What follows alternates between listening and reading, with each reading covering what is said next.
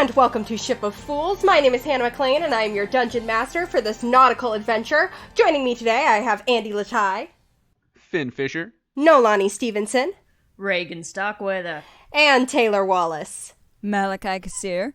And we are back in the Lunluma Ocean, having a nautical adventure here in our D&D actual play podcast. You guys ready to jump into it? Never. Let's dive. Great! So, after finding yourselves aboard the pirate ship The Lost Crystal, you parlayed with the captain, Nira Kassir, who also happens to be Malachi's long-lost sister. Just so happens. What a coincidence. Your brief but tense negotiations were interrupted by the appearance of a pirate-hunting military ship from Lithios. As the Lost Crystal turned to flee, Regin used the cover of chaos to steal a crossbow and a captain's log from Nira's cabin, while Malachi aimed a ballista at the military ship, and Finn thoroughly messed with First Mate Vance's head. The ship turned invisible and escaped, while Regin was pointing a crossbow at Nira's back. But that situation was diffused by her offering to cut you in on the money she's getting from selling the cube that technically is in your possession to your old pal Solaris, the wizard who lives on Benswith. Pal is a strong word. Yeah, your old contact. I hate this man. I don't trust him. Mentor. All right, maybe I don't hate him, icon. but I don't trust him. Guy you met once, who gave you dinner. Solaris, the guy we met once who we demanded dinner from. Yeah. Yeah, so a man who you bullied into giving you dinner. You then heard a bit of Nira's contentious backstory with the Archaeological Artificers Association and discussed the idea of how to get Solaris's money from him while still keeping the cube for yourselves. And that's more or less where we'll pick up, with this kind of loosely formed plan that the three of you, this kind of pact that the three of you had made with Nira to basically sell Solaris the cube, get the gold, and then steal the cube back. So you've got a couple days to iron out the finer points of that plan. Oh my god, I need my character sheet. Oh my god. Folks, I just want to step in here and apologize for the conduct tonight. I do have it right here. I just cannot believe that I fully forgot that. I knew I had more room on my desk than usual. Yeah, that might be helpful. Okay, so, you guys have a couple of days before you're going to get back to Benswith. It's sort of by the time that the Lost Crystal turns visible again, once she's kind of gained enough distance from the waters of Lithios, which are dangerous to be in if you're certain ships. By the time that they kind of are far enough away that they drop the invisibility and everyone kind of relaxes a little bit, the sun has kind of gone down, and people are starting to sort of like go from like immediate high alert to just kind of general being around a ship. Right. The three of you, Vance helps get you guys bunks in the kind of sailor's quarters, rather sullenly. I tip him. You tip him? I give him a tip. Oh, so you're cool now? I give him 1 silver. He goes, what's this for? Just keep up the good work there, bud. Okay. He pockets it. Yeah, you guys are on this ship. You've got a bit of time if there's anything in particular you want to make sure to do, either that first day or the next day if you want to get your long rest in first. I think I probably just need to sleep on this whole day. Okay. Yeah. So the Lost Crystal, it's a pretty small, close-knit crew. There's only about 20 people on board. You kind of gradually start to pick up who they are. They're all generally a pretty friendly atmosphere, although definitely hardened. These aren't kind of like... They aren't like soft people. They're definitely... Are they as hard as Malachi? Me neither. Since a lot of the traveling you guys have done before this has been on like passenger ships and stuff like that, this is a pretty different atmosphere. But the crew seems pretty close-knit and friendly with one another. You kind of get to know that Vance is basically second in command to Nira, and then Alana is third in command. Very nice. And then there's also a few kind of other notable people. You get to know Salt and Pepper, who are these gnomish twins. Hannah, how long is the document that lists all the backstories of everyone on this ship? Just out of curiosity. It's pretty long. It's pretty long. And I'm glad I get to use it, because if you guys had just, like, Misty stepped away and gone with Doan, all of this would have been wasted. Doan! So... Yeah, Doan's backstory, however, we're never going to get to, but that's fine. Is that spelled Salt and P-E-P-A? Oh my god. They provide all the musical entertainment on the ship. Yes. What are they wearing? They're wearing... So, it's these gnomish twins. Salt is a man, and he's kind of he's the sharpest eyes on the ship, as he'll very proudly tell you. And he's the one who most often kind of takes the lookout position up in the crow's nest. And then Pepper is the chief engineer, since the Lost Crystal, as you kind of get to know, is sort of this, like, fusion of normal ship technology and just generally being a pretty high-quality ship, as well as it has all these different kind of, like, little artificer improvements that Nira has been making on it, which kind of run on this, like, combination of technology and just magic. And that's what allows it to turn invisible, as well as what allows it to be very fast, even when the wind is not great. And Pepper is kind of the expert. She and Nira, of course, are the experts on all of that and how all that works. And she does nails really well, too. Yes, she does. And she gladly... Finn learned this from Alana when she was grappling him. Oh, yeah. And she offers to do any of your nails. She's like... I've got all kinds of colors. I've got some nice blue ones. Those would go with your eyes. Hey, Nurgle, you've been looking for a new look, right? Is he gonna scratch me?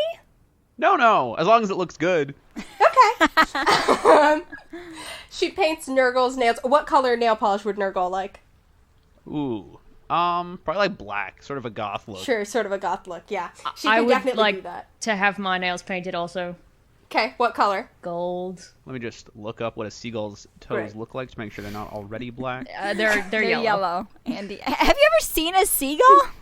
Yeah, well, I don't know. I'd believe it if you told me they had like little black claws at the very end. They do of their have little black fingers. claws at the end of their fingers. Yeah, see, that's the problem. That's what I want to avoid. Do like pink, but I'm doing gold. Sure. Gee, I wonder why. What, you got a problem with that, Mal? I just want to be pretty. Fuck you. All right, Nurgle gets red. Great. Nurgle gets red. Matches his lipstick. Bloody fingers. Yeah, it really is a pretty unsettling appearance, but Nurgle appears to be happy with it. My man. Hannah, you should not have given us this option. I like it. And she's very kind of like chatty and friendly with you and kind of like pointing out all of the other people around the ship and kind of telling you about who they are. And she's like, now, you'd think that guy's name would be Turtle, as she's pointing to a turtle who is on the ship, which is like a turtle person. Why would we think his name would be Well, because... How little do you think of us? Because there's another guy named Turtle on the ship, so sometimes people get confused. Well, I didn't know that. I thought maybe you'd have heard us calling out, like, yo, Turtle, like, lower batten down the hatches and stuff like that. Although we haven't had to do that because there isn't a storm. I'll be honest, I haven't been paying much attention to what goes on this ship. Sure. Yeah, you guys maybe have a lot to think about based on the extremely tense conversations that we all witnessed on the deck Yeah, I'm of the still ship. trying to decide what color to get my nails. And that, also, big Oh, you are decision. painting your... Well, Finn... This is not a decision I will rush into. Finn, you should get black. I'm not goth. It goes with your whole, like, spooky thing. Hey, shh, My Regin, what? shh, Regin. Ooh! Regin. Do you have a spooky kind of aesthetic? No. Not that I was aware of. I mean, just No. look at him. He's normal. I lean into Nurgle, and I'm like, hey, Nurgle, you'll be honest with me, right? Ah! Am I spooky? Do I have, like, a spooky thing going on? Ah! Yeah, see, he says I don't. Like I said. And I wink at him. He winks back if birds can wink. I don't want to look that up. Hannah, This one can. Hannah, not to derail your thing, so let me know if you want me to hold on this. I would like to see if I know anybody. Yeah, go ahead and roll, while Pepper's talking. Go ahead and roll, Just roll. Because it's less about, like, a history check and more about, like, whether anyone happens to be on here that you know. Well, that's a 19 with my shiny new dice. Okay. Die. I will say, with a 19, there's a halfling woman who you remember, you guys briefly sailed on the same ship not that far back. It was the last ship you were on before you started sailing with the Angletta. It was the one right before that. Okay. And her name is Marcy. And she's got she's got an eye patch now, which she didn't have when you knew her. But she's got this kind of like what looks like a new scar kind of going from her forehead to her chin. And she's got an eye patch. I wonder if those two features are related. Total coincidence. It's the opposite side, actually. And as Pepper explains to you, she's like, yeah, anyway, the turtle's name is Morris, and then Turtle is the dwarf. And she's sort Wait, then what's the Morris's name? Morris. Also Morris. All right, if you say so. Yeah, Regin, when Marcy kind of recognizes you, once things have sort of settled down, like I said, once the ship is visible again, she kind of comes over, and she's like, hey, Starkweather, how you been? That is one hell of a question, Marcy. I frankly couldn't tell you how to answer that, but I'm still kicking, and good to see you again. You've got a nice kind of rugged thing going on with you. That's kind of cool. Yeah, thanks. Somebody tried to kill me and just took my eye out, so, you know. It happens to the best of us. Yeah. Say, tell me a bit about, do you like working here? Is Nira cool? What is Nira like? Do you know her favorite flower? I'm taking her on a where is date. this conversation taking place? You tell me, Regin. Deck. Okay. Malachi's glaring at you from the railing. Finn is leaning over the railing, examining his nails pensively. Nolani, go ahead and make me a persuasion check, and then make me an insight check. Persuasion comes to a 22. Cool. Woo. And insight comes to a very sexy 9. So, okay. Cool. So, she sort of, like, nods and, like, looks out over the ocean a little bit, and she goes, she's really, cool? She's extremely cool. Her whole, like, kind of magic this is good building to know. things shtick she's got going on. Aesthetic, strong. Just generally. Strong aesthetic. Yeah, strong aesthetic. Yeah. She's maybe a little, like, maybe a little inexperienced in terms of pirates. Like, it usually takes somebody a while to kind of, like... pirates. I see. Yeah, in terms of pirates, she, like, punches you in the arm. She's like, in terms of piracy. Malachi! Regin's under attack! I'm watching this. Like, you know... I shout, hey! Yes? She's a great pirate. Yeah, sure. Yeah, no, she really is a good pirate. That's what I was saying. She's only been at this for a couple of years. I mean, you know me, Regin, I've been on the seas for like 15, 20 years at this point. Hey! Yes? Just saying hi. Hey! You could have fooled me, Marcy. You don't like a day over 300. Oh, you stop it. Same as you, same kind of roguish charm I remember. No, but she's good at what she does, and she's good at making people follow her and being loyal to the people who follow her, and yeah. Yeah. How'd you join up with her? Oh, let's see. It was about a year back. She was out at the Finn and Nurgle are busy comparing paint swatches of different nail polish colors. This will be happening for the duration of the episode. Nurgle keeps pointing out the red ones. Oh, yeah, we could match. That would be kind of fun. I, like, sidle over to where they're looking at the paint swatches, trying to pretend like I'm not also looking. I thought you already got yours done. No, I just made fun of Regin for getting gold. I know who I am, and I know what I'm about. Gold dragon-ass bitch. This is the way. So, Marcy goes, yeah, well, you know, I had a bit of a falling out with the captain of my old ship, so I wound up on Angel Isle, not really having any idea what I was looking for. Regin, you do know Angel Isle is like that's kind of like the wretched hive of scum and villainy, as one might call it. Wow, Angel Isle sounds like a place where the purest and goodest congregate, right, Yeah. Nurgle? They all, the pirates think they're very, clever for calling it the other thing. It's an Iceland-Greenland situation. Yeah. And so, yeah, you're familiar. You've been there once. There's or a twice. monastery on the island of hell. That's just Norway. So she says, so, you know, I was looking for a new crew to join up with, and she was recruiting. She'd gotten hold of a ship, and let me tell you, it didn't look so pretty when she got a hold of it. It was, this is an upgrade. There've been quite a lot of work done and stuff put into it, but hey, we've been working our way up. This is the thing, is lots of captains got to worry about, like, mutinies and not treating their crew well, because they're always trying to take all the gold for themselves, and you know, you've sailed with people before, how it can be. But she's generally a pretty upstanding when it comes to the people who work for her, so... You wouldn't happen to know how she got into it? You know, I don't know that I've ever asked.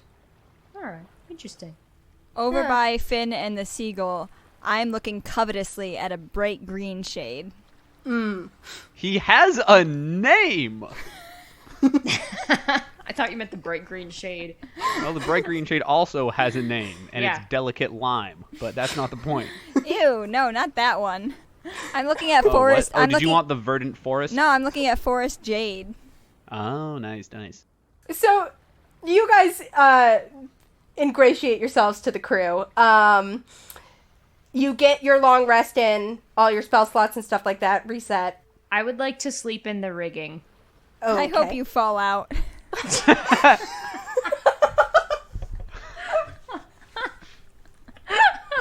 That was meaner than I thought it would actually be when I said it, even though I knew what words I was going to say. It was just the way you had that spring loaded, ready to go.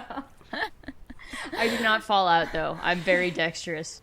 Mm-hmm. And I'm Yep, used to you've got sleeping that in squat rigging. nimbleness, so you're good. I'm nimble. I ask a passing dolphin to hang with us through the night and give me a shout if Regin falls into the water. Do Finn and I get our nails painted or what? Yeah, what colors do you want? I want a different color on each finger. Forest it's the only jade. conclusion I can come to. Okay, It matches the shade of my crystals perfectly. great. And it's a little bit sparkly. Some shimmer. You guys all get your nails painted. And you get a long rest in. Boys. See, look, Nurgle, if I just hold up my index finger, we're matching.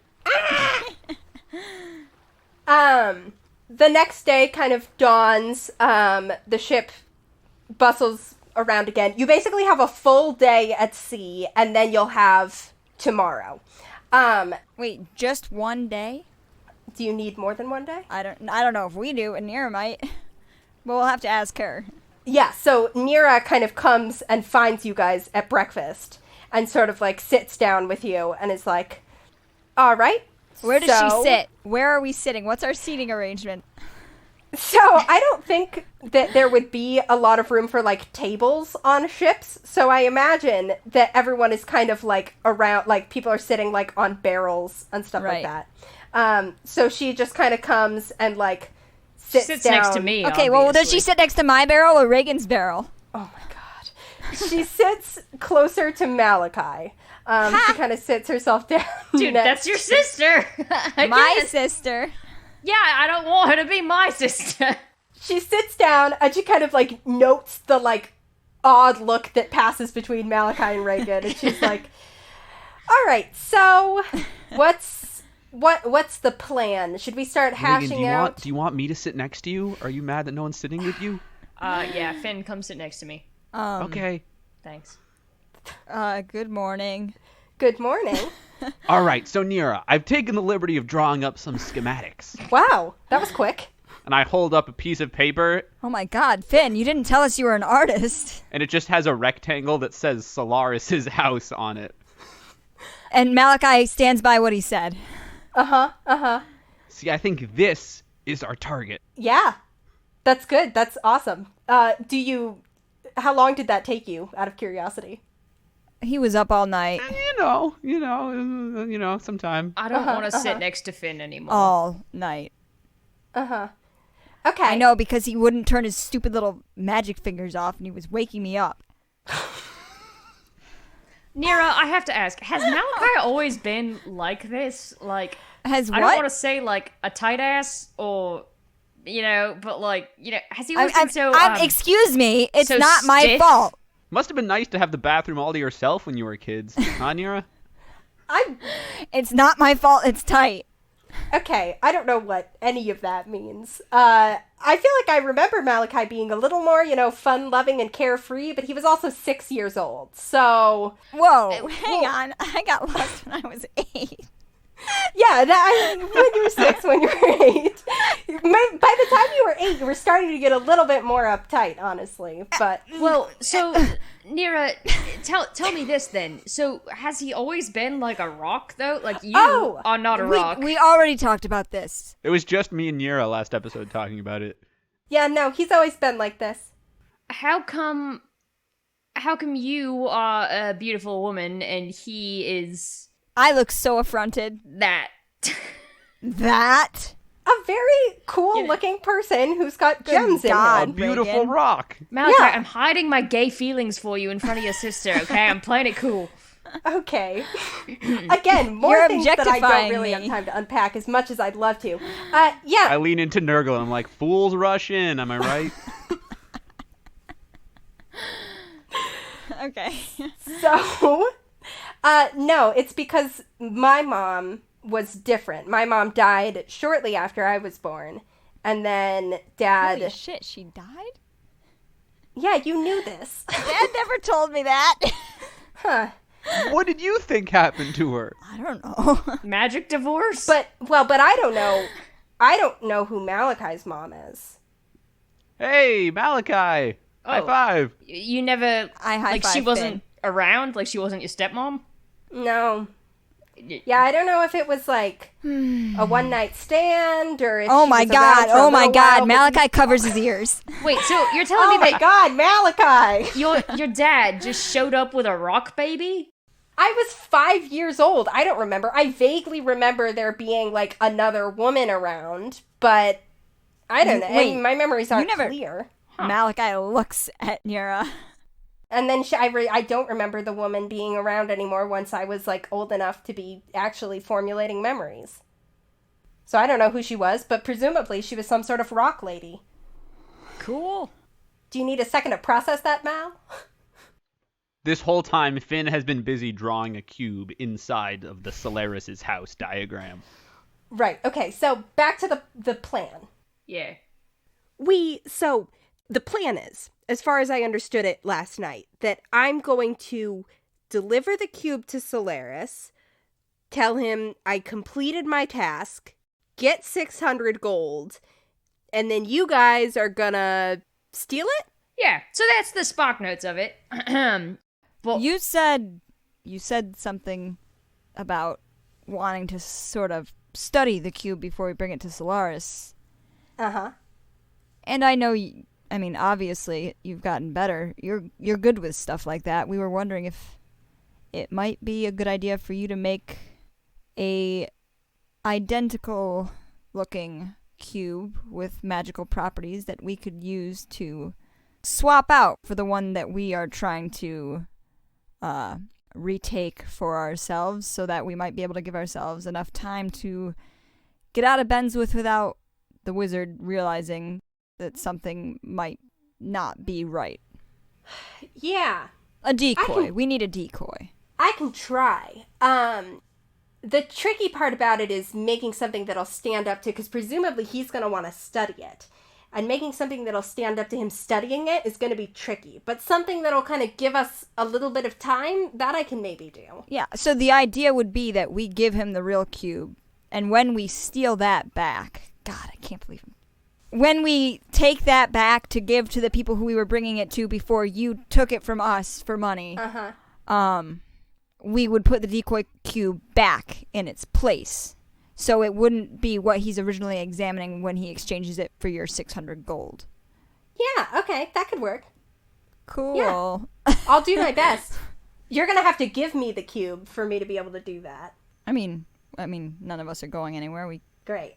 We can just... Oh my god, wait, I'm patting my pockets. Guys, I don't have the cube. Finn, we already showed it to her yesterday. Who has it? Vance. Did we actually give it to you, or did I just show it to you in my box? I forget. I think you showed it to her in the box, and then she kept the box in her cabin, actually. So what she's more asking is, like, I'm going to have to, because you told her, like, it's too dangerous to take out of the box. I did say that. So I'm going to have to be able to, like, examine it and, like, mess with it. Yeah. I mean, I wasn't... I don't know if it's safe to be messing around with, but... I've messed around with more dangerous stuff. Yeah. I'll give it a shot. Okay, so that seems like, that feels to me like it has a chance of working. And when you go in to see Solaris, how'd you like some company? Don't worry, it's not us. Well, yeah. Depends how you look at it. Oh? And then I mind meld with Nurgle. And and I have him fly over and land on Nira's shoulder. She, like, startles away as this enormous seagull lands on her shoulder, and she's like, oh, I forgot. Oh, yeah, the talons are really killer on the skin. I forgot you they're had red. this giant bird. Oh, talons look great, though. Did Pepper do this? Oh, yeah. Wow, very threatening. I hold up my index finger. See, we're buddies. We're matching. We all hold our fingers out at her. Nice, you all look great. Thank you. Okay, so I take your bird with me? Right, but the bird is also me, so if anything goes wrong, we'll know. Also, if you try and sell us out, which I don't think you would, but... She's your sister, man. You can never be too careful. Listen, she made me pinky promise, except for the last time she did that, she stuck my head in a pit of mud, so... I did do that, yeah. Nice. Oh, yeah, and everyone knows you hate mud, Malachi. I hated it then, okay? I like mud, but I don't want my head in it. That's not what you were saying at the resort. I couldn't breathe down there. Nira, you and I are going to have a lot to talk about over dinner. When were you guys at a resort? Seems like it was only yesterday. That's after we shipwrecked and found the first one. Cool. Okay. All right. So I'm going to go start working on getting the cube, examining it and making a fake cube and figuring out what's up with it. If you guys need me, I'll be in my cabin. Cool. Yeah. I awkwardly sort of like pat her on the... I like stick my hand out for a handshake. I was going to say on the shoulder, but I don't know if that's... I don't even know if we would even do she that. like stands up and she kind of like, you stick your hand out for a handshake and she kind of looks at it a little strangely and then just kind of like pats your shoulder and walks back toward the cabin. As she walks away, I just like hold my hand out a second too long and let it drop. I look at Mal and I'm like, dude, go hang out with her. Go chat, reconnect. She clearly misses you and cares. She was asking all about you. Go hang out with her.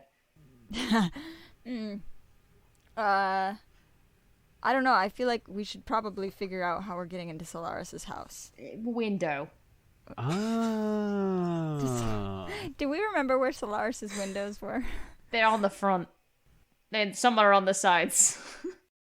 I think he does have at least one window looking out over the street, because when I was just shooting off random eldritch blasts into the sky, you could see it through the window. This is true. It's big and blue and yellow and fancy. Yeah. But would you like me to roll something, Hannah?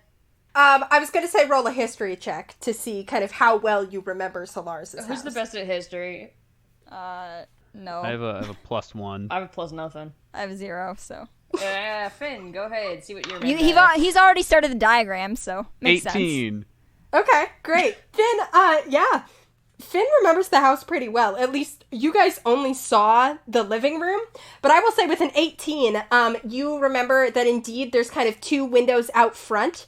I'm going to say Benswith is the type of place where they're making use of every available space. So I'm going to say that his house is kind of like up against other buildings, that it's kind of like in between other buildings. I fear this and I'm much. going to say that there was an alley on one side that has another window kind of off at the side, and then the other side is like up against someone else's house. It's like a townhouse. Very Dutch. Like a townhouse, precisely. Finn, you remember, with an 18, you remember the living room, and then you remember that there was a kitchen that Nurgle went back into to get crackers and stuff when you guys demanded dinner. Our charcuterie that Finn demanded. Yes. You also remember seeing a staircase kind of past, like, between the living room and the kitchen that went up. So there's at least kind of like a second level up there. My eyes roll back into my head, and when I come back to, I've drawn an actual detailed schematic of the floor plan of the house. When I Whoa, see his what eyes roll just back, happened? I like hold out a hand in front of Regin. He's doing it again. Spooky, spooky. Cool. Cool. Yeah. Yeah. So, window. All right. Yeah, it seems like that would work. I guess. Or maybe front door. Regin, can you do locks? Yep. All right. right. Cool. Yes, I can. I look at Mal really like. So we're gonna be. I didn't know you used to be a locksmith. It's actually it's a great trade to get into right out of high school. You went to high school? Took some classes. You can't write. I didn't go to bench school. I just went straight to high school. Oh, wow. Our high school in Gillsbury was just a slightly higher bench. I also didn't go to high school. Great. So you guys make this plan. Do you have any other things you want to do with this day? I mean, Where's Vance? Vance is doing his kind of first mate duties. He is, you guys gotta make up. which mostly involves kind of like while Nira is kind of like shuttered up doing her artificer thing, he's sort of doing more of the kind of like directing and making sure everyone's where they're supposed to be and kind of like managing the maps and stuff like that. All right, I go over to him and sort of stand next to him, and I'm just like,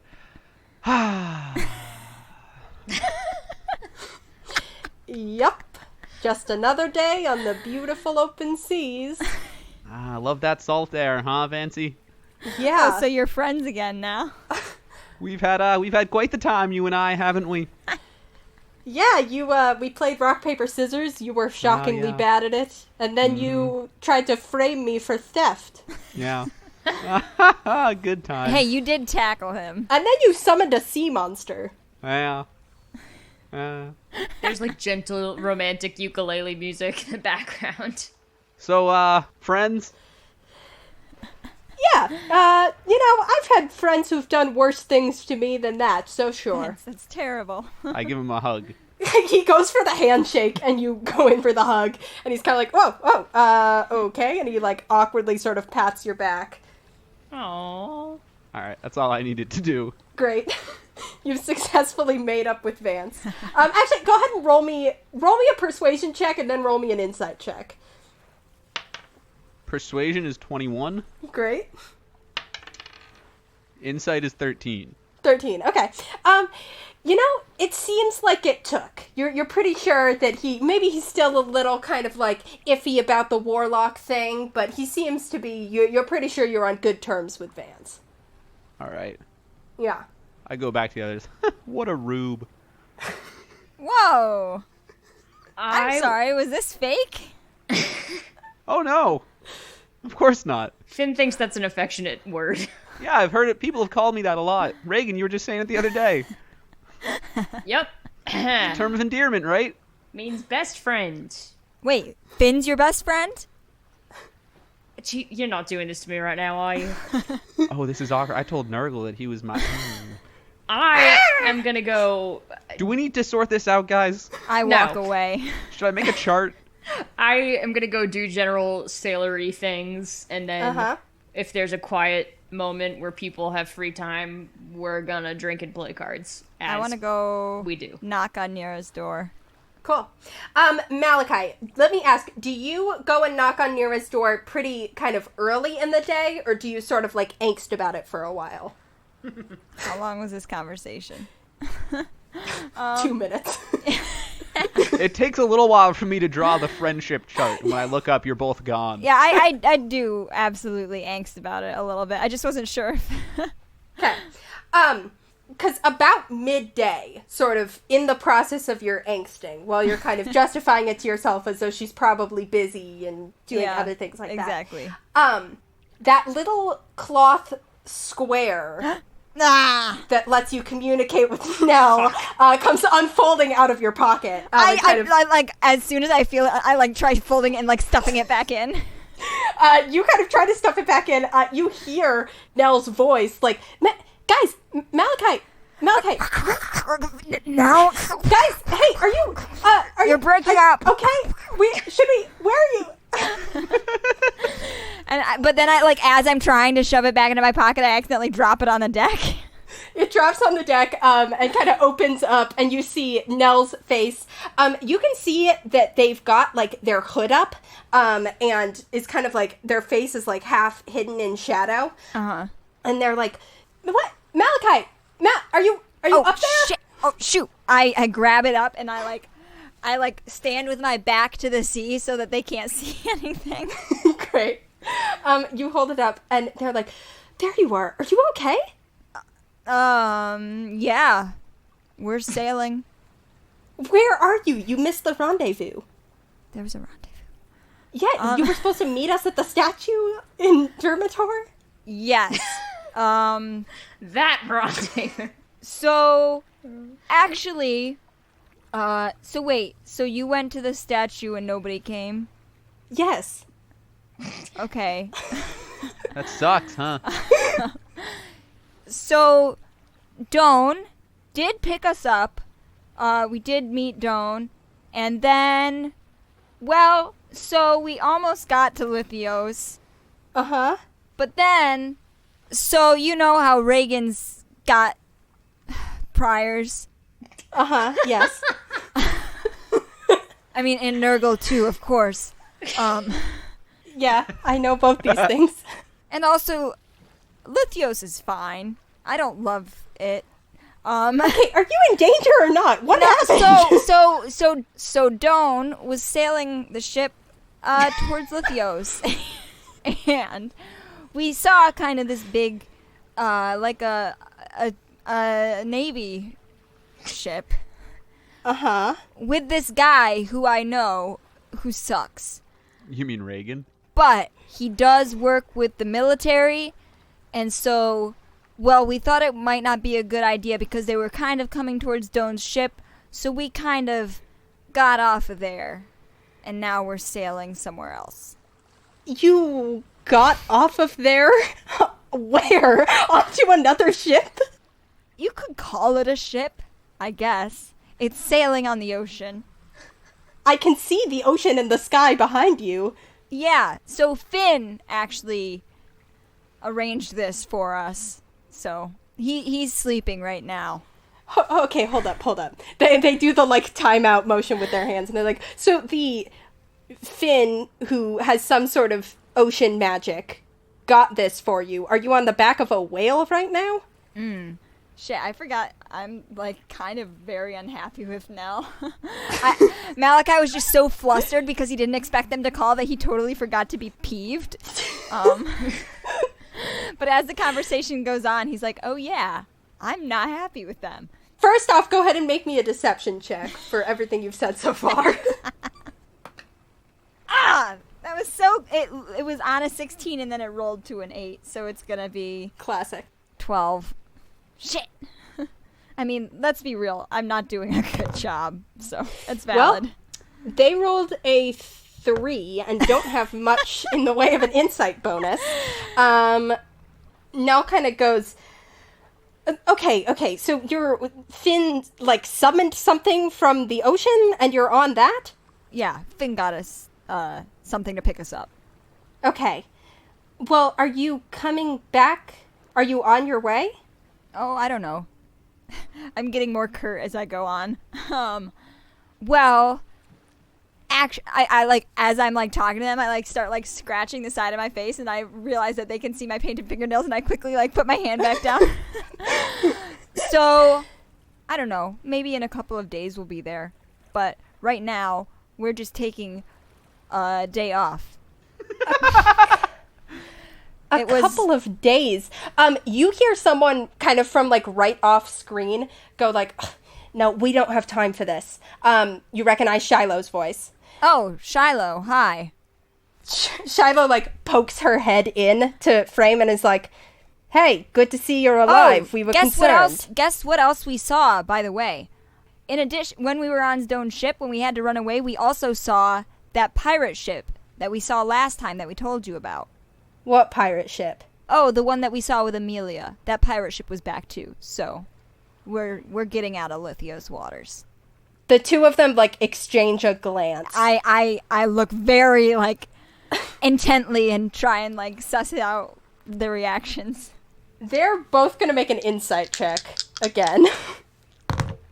Okay. Let me point out that the things that I have said in this part so far have not been a lie. We saw the pirate ship, we're getting out of Lithios waters, and Finn was the one who got the rowboat over to come and pick us up and bring us to the pirate ship.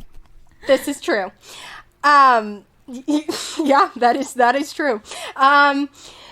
Shiloh sort of, like, looks and kind of, like, looks at you through the screen, and she's like, again, we don't have time for this. And Nell's like, I know. Why are you wearing a hood? They kind of, like, look up and look kind of around them, and you hear a third voice from off camera again. Yeah. This one, not one that's familiar to you. A masculine voice kind of says, like, guys, we gotta at least get away from the square. And the other two are both like, yeah, you're right, let's get away from the square. And then they seem to be kind of, like, moving while carrying the, and it goes back to being just Nell. And they're like, listen, we can't wait around. Are you in Dermator right now? Yes, we're in Dermator right now. We can't wait around for you. So if you can meet us, if you can get yourselves to Red Feather Island, we can meet you there. Do I know where that is? You do. It is out kind of, like, up near the Northern Sea. A little bit kind of further, basically, like, near Lithios, but a little bit further north. Okay. It's not too far from where you grew up. Okay. It's kind of near that area. But still outside Lithios-controlled waters. Okay. And they're like, if you can get yourselves to Red Feather Island, then I can tell you where to go from there. Are you safe? About as safe as I ever am. Listen, I gotta go. We'll talk to you. Why did you tell us to meet you in Dermator if you can't be in Dermator? We were picking up someone else anyway. It was a convenient spot, and then but we have to get back to HQ. Okay. How long do we have to meet you there? Whenever you can get there. I mean, the sooner the better, but whenever you can get there. I'll let them know. When they wake up. I don't know why they're asleep in the middle of the day, but you know them. Yeah, it's fully the middle of the day. But all right, that sounds good. Stay safe. We'll talk to you later. And they kind of very quickly, like, fold up the cloth and put it back in their pocket. And you just see the image disappear. Okay. In the midst of my angsting around and that, I do tell Finn and Regin what happened. Great. So, you guys know about all that. Nell called. I lied to them. They do not know that we're on a pirate ship, but... Good. Why? So they told me we can't meet them in Dermator, actually, because something's going on there. I don't know what. They've got some other guy with them now. They're cheating on us? But we can meet them at Red Feather Island in a few days if we so choose. There's a new brother husband? What? What? No.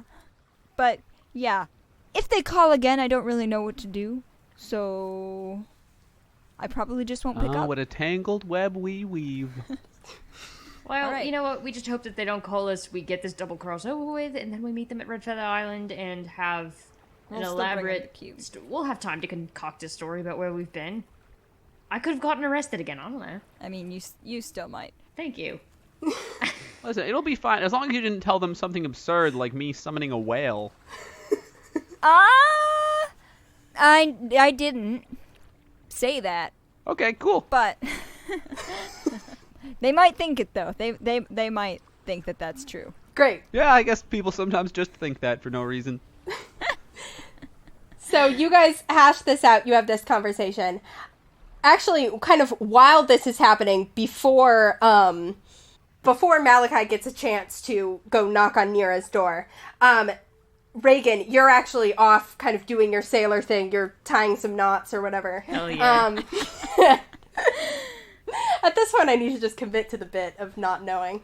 And Nira comes up to you, and she's like, "Hey, Starkweather. Yes? Did you, by any chance, this is just a wild guess, did you happen to see a notebook of mine in my cabin, maybe?" Notebook. That's... Remind me, that's the kind that does have words in it, or does not have words in it? Yeah, words that I wrote, probably. Words that you wrote. Mm-hmm. She can write. Yeah, no, I can't say I remember... See, I wasn't really looking. I mean, we were under attack. I don't think I saw one. You had time to grab a crossbow. Yeah, Lana handed that to me. Are you earnestly lying, or are you being coy? I haven't decided. Go ahead and roll a deception check and let that decide. Okay. Well, that was a nat 20 that comes to a 23. Woo! Wow. Okay. I'm giving her advantage on her insight check because you're kind of by far the most likely suspect. That's valid. But God, I love these new dice. she did not roll a nat 20. So she just kind of like looks at you with her eyes narrowed and she's like, "Okay, well, if you happen to see it, I'd like it back." Yeah, I'll keep an eye out for you, of course. Hey, are you doing okay? Like, I know that this has been really stressful, and I'm sure it must be, like, bringing up a lot of stuff for you to have Malachi back around here and everything. So, like, if What you are you need to talk, implying? just let me know, alright? Thanks. You seem like a real stand-up guy. Sick son of a bitch. I've been accused of that, yeah. Mm-hmm. By many people, I'm sure. I could think of a few. Yeah? Sure. She kind of spins around, walks away. She looks back at her door where Malachi's like pacing in front of it, like going to knock every 2 seconds, like, and then pulling back. Finn, she next kind of comes up to you, and she's like, "Hey, Finn." Hey! That's me! Hey, yeah, it sure is. Hey, did you take my notebook? Nope. Roll a persuasion check. 15. Great. She kind of like nods and she's like, "Great." And she just keeps walking. Hey, Nira. Yeah? You know, you're probably going through a lot with Malachi being here. Uh-huh. If you need, like, someone to talk to about it, I bet Regin would love to. Yeah, I hate both of you. that certainly seems like the sort of thing he'd do. And call me Captain Kassir while you're on my ship. Oh, yes, ma'am. And she walks past I salute. Malachi. You're kind of like standing outside her door, kind of like with your like half like pausing. You've kind of walked away from it and back to it several times over the past few minutes. And she kind of comes walking up, and when she I just see sort of her like walking back up, I spin kind of away and like cross my arms, like, oh, I wasn't doing it. "Hey Mal, do you want to?" Oh, were you going? You were going in? I was going in. Oh, yeah, go ahead. Do you also want to come in? I could come in. Sure. Yeah. Why? Yeah. Why don't you? Okay. Me and Regin are watching this from elsewhere on the deck, and I lean in and I'm like, "Regin, so those two know each other already?" Or... I'm not 100% sure on the details, but I am pretty sure that Finn got his first boner when she said, "Call me Captain Kassir." That is, I can unequivocally say that is not true. Wait, as in he didn't get a boner, or he's already had his first boner? I will not elaborate.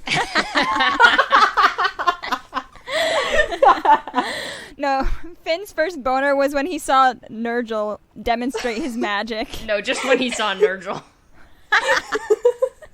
Ew. Hey, we all have our things, Tay. Anyways, back to the cabin. Nira kind of shuts the door behind the two of you.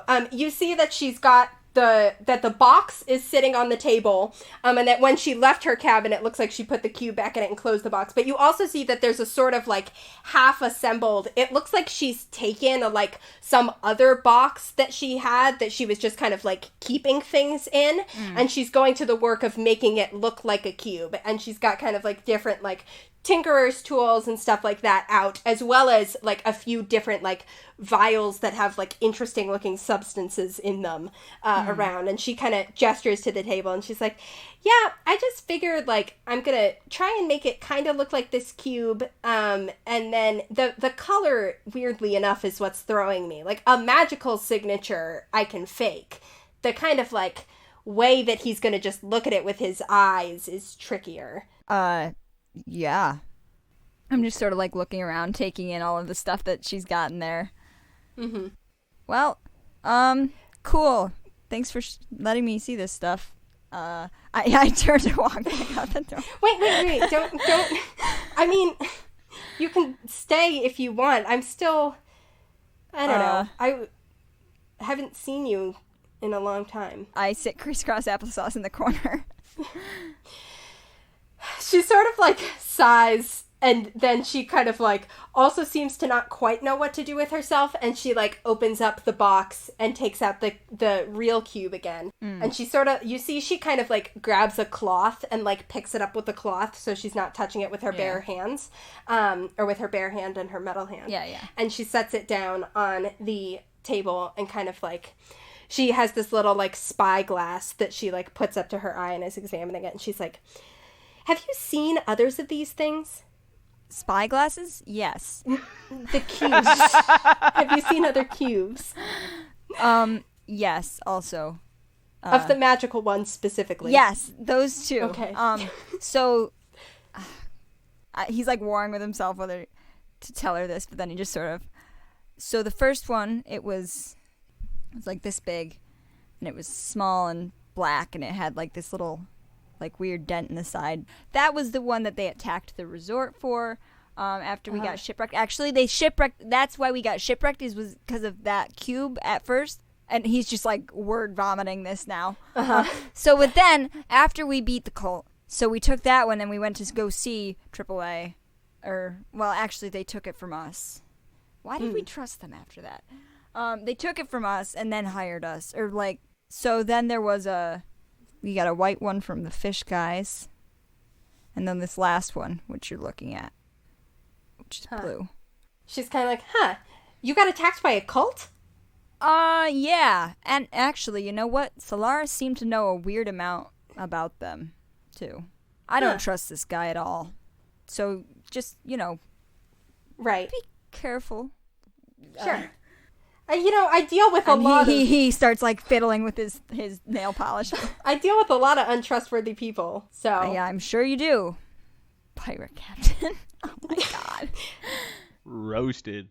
She sort of, like, goes back to kind of, like, making another note on her kind of paper that she's got, and she's like, so you were shipwrecked, and you... worked for AAA for a couple weeks. Where were you before a couple weeks ago? I was on a ship to Benswith, actually. Right. Yeah. Okay. Yeah, you don't have to tell me anything. That's fine. You mean before that? Yes, I mean before that. Before the ship, before, where have you been? Well, I mean, I already told you. They brought me back to Fesliyan. And then just kind of... you lived there? For a little while, yeah. And... Did you have family? I mean, I didn't... People who took care of you? I didn't live by myself, yeah. I just lived with the people who found me, so... And they were, like, nice, good? No, they were great. Really, they were... Okay. Yeah. They're good... What tense are we using here? You've gone back and forth. I've always thought that they were very good people. They're fine. They're good people. I just haven't seen them in a while. And what about... I mean, after I was gone, were you and Dad, like... Yeah, I mean, I don't know. He did his best, but he didn't really... he didn't look for you as much as I wanted him to. I mean, I figured that that if you lost someone, I don't know. You see her shoulders kind of hunch, and she's, like, not really meeting your eyes. And she's like, I always thought... Because we did, at first, like, he would go out on the ships, and he would say that he was looking for you every time he did kind of one of his merchant trips and whatever else, but he never found you, and I don't know, I always thought that if because then he wouldn't let me go with him anywhere, of course, and I always thought that if he let me go, that I could find you. I mean, I always pictured, like, I don't know, you, like, living alone on an island, or when she says that, Malachi goes a little like, huh. In some sad orphanage, or I don't know, something. But I always thought you were out there somewhere. But I think Dad, after a few years, after he didn't find you, he just assumed you were dead. But I when I came up here, I don't know. I always kept my eyes out, but... And then here you are. And I'm... Yeah. But he did look for me, though, right? He did. At first. He did. I mean, it's not his fault. No, it is his fault. Who else's fault would it be? Well, I mean... he didn't ask for, like, a rock kid, Wait. What do you mean? I mean, it's not like he left me somewhere and forgot I was there. It was... Okay, good. It wasn't Dad's I fault. also thought about that. No. I got lost. Right. I never expected, I think... when I was a kid and I used to picture, like, going out and being brave and looking for you and then finding you, I always thought it would be like, I don't know, that we'd, like, run and hug each other and be the way we were when we were kids. I didn't really expect it to be in, like, a weird face-off on my pirate ship. It was not something I saw coming. Yeah. No, I also didn't anticipate you being a pirate. Right. I also... I don't know, I kind of thought you and Dad kind of just moved on or something. Yeah. But... It's weird. You meet other people and you do other things and you move on, but there's a part of you that's always still looking. I mean, I know there is for me. I'm sure there was for Dad. Anyway, I wanted to tell you that, I don't know, where are you and your friends going after Benswith? I think we're gonna go meet up with Nell and see if we can figure out that. Yeah, you should do that, and you should bring them. So did they really just fuck you over, or just screw you over like that? I mean, yeah, but I don't think that they meant to. I mean, I don't think they could have foreseen what was happening. But, I mean, it's like I said, everybody's got their own thing going on and their own kind of... If you're looking out for yourself and if you're keeping all your secrets, people are going to get hurt. It's just collateral damage. I mean, I've gotten my men killed in battles before. I've gotten people that I cared about killed by decisions that I made. Yeah. Yeah, no, you can keep talking. Sorry, I was just... You said something as if that struck a chord. I mean, I think everyone's had a situation in which they've made a bad call. Right. Yeah. Yeah. So you get it. Anyway, I'm not saying, but yes, they did. Just keep an eye on them and on the association in general. They've got other stuff going on beyond what they say they've got going on, and I don't know what it is, so I decided to just get out before it got me or Amelia hurt. I'm glad you did. So just be careful. I don't know. This was stupid. And she kind of she goes back to focusing on the cube again. And closes off her body language a little bit, and isn't really meeting your eyes. And she's like, anyway, this is the weirdest magical artifact I've ever looked at in my life. Just as a side note, almost. There's something, I don't know, whatever fake I make isn't going to be very convincing. Yeah, I mean, I have no idea what they are, but they've been capable of doing some pretty weird stuff, so.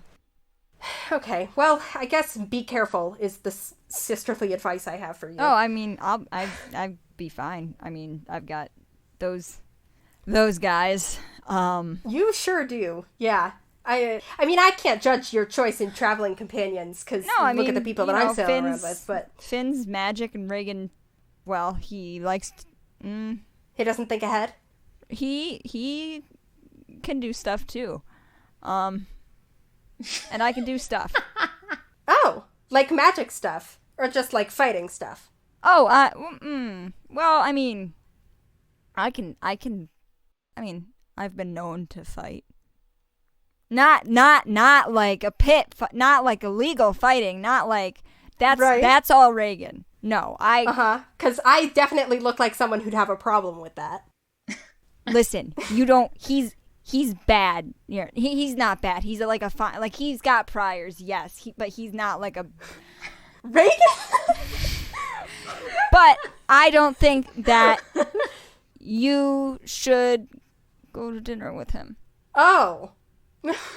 She laughs, and she, like, relaxes a little bit and kind of, like, leans back against the table, and she's like, I was only saying that I'd go to dinner with him to, like, A, get him to stop pointing a crossbow at me, and B, because if we do go to dinner, I can, like, get information out of him, right? I knew you were smart. Yeah. Yeah, I mean, he's very charming, don't get me wrong, but... Thanks, Hannah. Well, I can see why you would see that in him. But also, just, like, he's got some stuff going on, too. So, like, I mean, don't let him down too hard.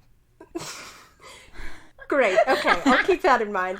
Malachi, she kind of, like, she rolls her eyes a little bit, and she laughs, and there's a little bit of that kind of, like, it's a very familiar feeling, the way she's kind of, like, laughing at you and rolling her eyes at you.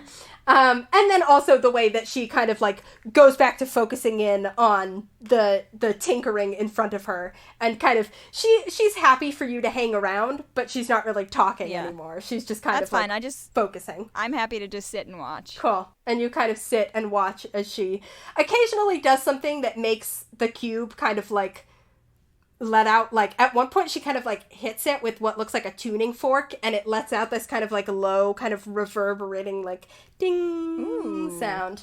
And a couple other kind of, like, just, like, various interesting magical little tests, and makes a lot of notes and attempts to make a decoy. Yeah, and you guys chill on the ship. The kind of next day arrives. Time kind of passes much the same. I wake up and I'm like, I have this strange sensation that somebody was talking shit about me. Malachi in the next bunk over rolls over, hiding his face. Listen, all I'm saying is I don't know where you're gonna get that much helium on such a... Sorry, this podcast is back to involving me now. I was doing my other one in the meantime. Sorry. Right, so this... All right, so this is the one where I'm Finn, the fish guy? Yes. Okay. Yeah. Fisher, but you don't fish. Wow. Man is a study in contradictions, huh? So, do you guys have any other preparations before you reach Benswith, or are you all set to go? There's a ritual I want to do. Yes. So I go up on the deck with Nurgle, and I cast Find Familiar to transform him from a seagull into a cockatiel.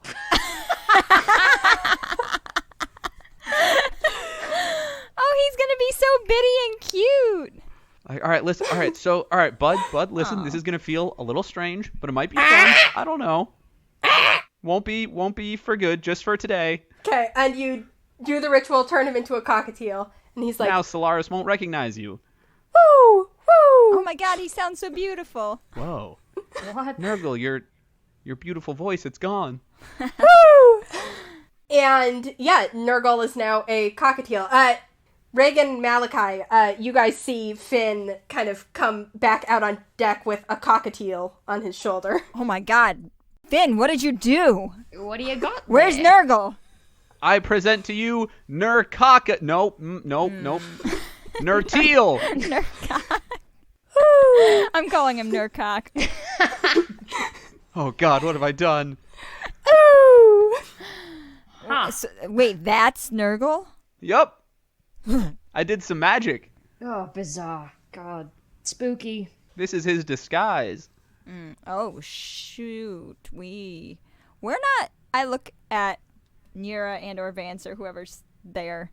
Vance. We might not be cool to go into Benswith.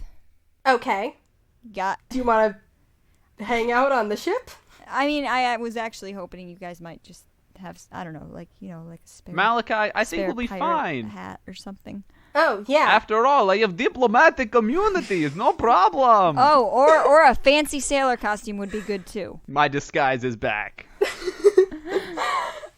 Vance goes, well, none of us really have that much in the way of fancy clothing, but we can get you some, like, from what everybody's got lying around, as long as you kind of bring it back. I mean, I don't know how else we're going to be getting out of there. You can rely on us, sir.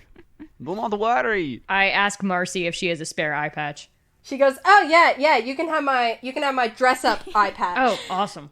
I thought you said you didn't have anything fancy. It's the same as her normal eye patch, but it looks like Pepper, like, used nail polish to kind of do a little, like, design around the edge. Cute. And I do something different with my hair, too. A ponytail? Space buns. Do we have anything long enough to, like, big enough to fit me properly? There's enough. Ilana is a half-orc, and there's also kind of other kind of, like, just, like, a very brawny human man on the ship. And so they're able to find clothes that look kind of different from what you'd normally wear, and more like you'll blend it with normal sailors. Somebody has a cloak, which will kind of help because you're the most immediately conspicuous out of the three of you. I have Regin braid my hair up so that it's not, like, hanging down. Okay. Also, just to specify, I'm minor illusioning the same sort of beard monocle combo I had last time. Or, like, put it into little buns up here or something so it's just not down. Vance kind of, like, points at your friends, and he's like, see, very effective disguises can be made without the use of magic. Just saying. One doesn't need magic.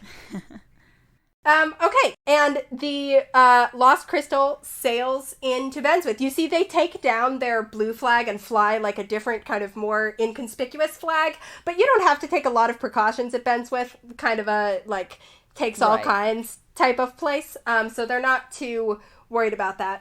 So as you guys are kind of as you finish donning your disguises and getting yourselves all set up and stuff like that, Nira comes out of the captain's cabin, and she's got the box, and she's like, okay, so I'm taking the cube out of the box and just carrying it, like, wrapped in cloth, and then I give it to Solaris, and then you guys are going to swap out the decoy? Ideally, yes. Yep. Great. Okay. And specifically, cool. if you can maybe sprinkle in the fact that you had to kill 3 men to get it, and then upcharge for that. You don't have to say as much. You can imply that you... do you specifically want me to imply that you're dead? Because I was just going to imply that I threatened you. And you gave it Frankly, to me. if it's implied that we're dead, we're less likely to be the ones stealing it. Back. Okay. Yeah, I can certainly imply that. Yeah, could be like a left them for dead thing. Yeah, you have fun with it. You want the option to still be alive? Okay, I'll see what takes me in the moment.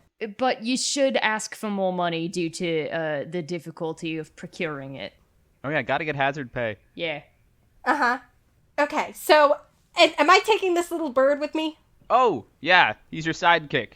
That's gonna be Finn. You have an animal companion now? That's just like your thing? Yeah, I could do that. Goes and look. Oh my god, you should have made it a pirate. She, like... a parrot! A parrot! She, like, scratches under Nurgle's chin, and Nurgle's like, "Woo!" Is that the sound? God, that's so bizarre. Woo! Yeah. And she's like, "Great." Finn is like, okay, well, you don't have to enjoy it that much. Woo! And she kind of, like, nods to all of you, and she steps off the ship. And before that, she kind of, like, tells all her men, and she tells Vance, and she's kind of like, everybody can kind of, do whatever they need to do tonight, and then we'll leave tomorrow morning. And she's like, tell everybody to sleep on the ship, just in case we need to take off in a hurry. And she departs the ship. And you see kind of some of the other, like, sailors, the pirates, start also departing and heading to various taverns or shops or wherever they're going. Wait, shouldn't we be going with her? Because we need to stay within range. That's what I was just going to ask. Are you guys following her? At a less suspicious distance. Great. Well, we are dressed like pirates, are we not? At a coincidental distance. Yes. I'm dressed like a foreign dignitary. You don't have a bodyguard now. No, you guys are my manservants. Oh my gosh, so you hired pirates? Yeah. Oh, we've all been there. Damn. I am equal opportunity employer. Oh yeah, I became a pirate too. I butcher Regin's accent.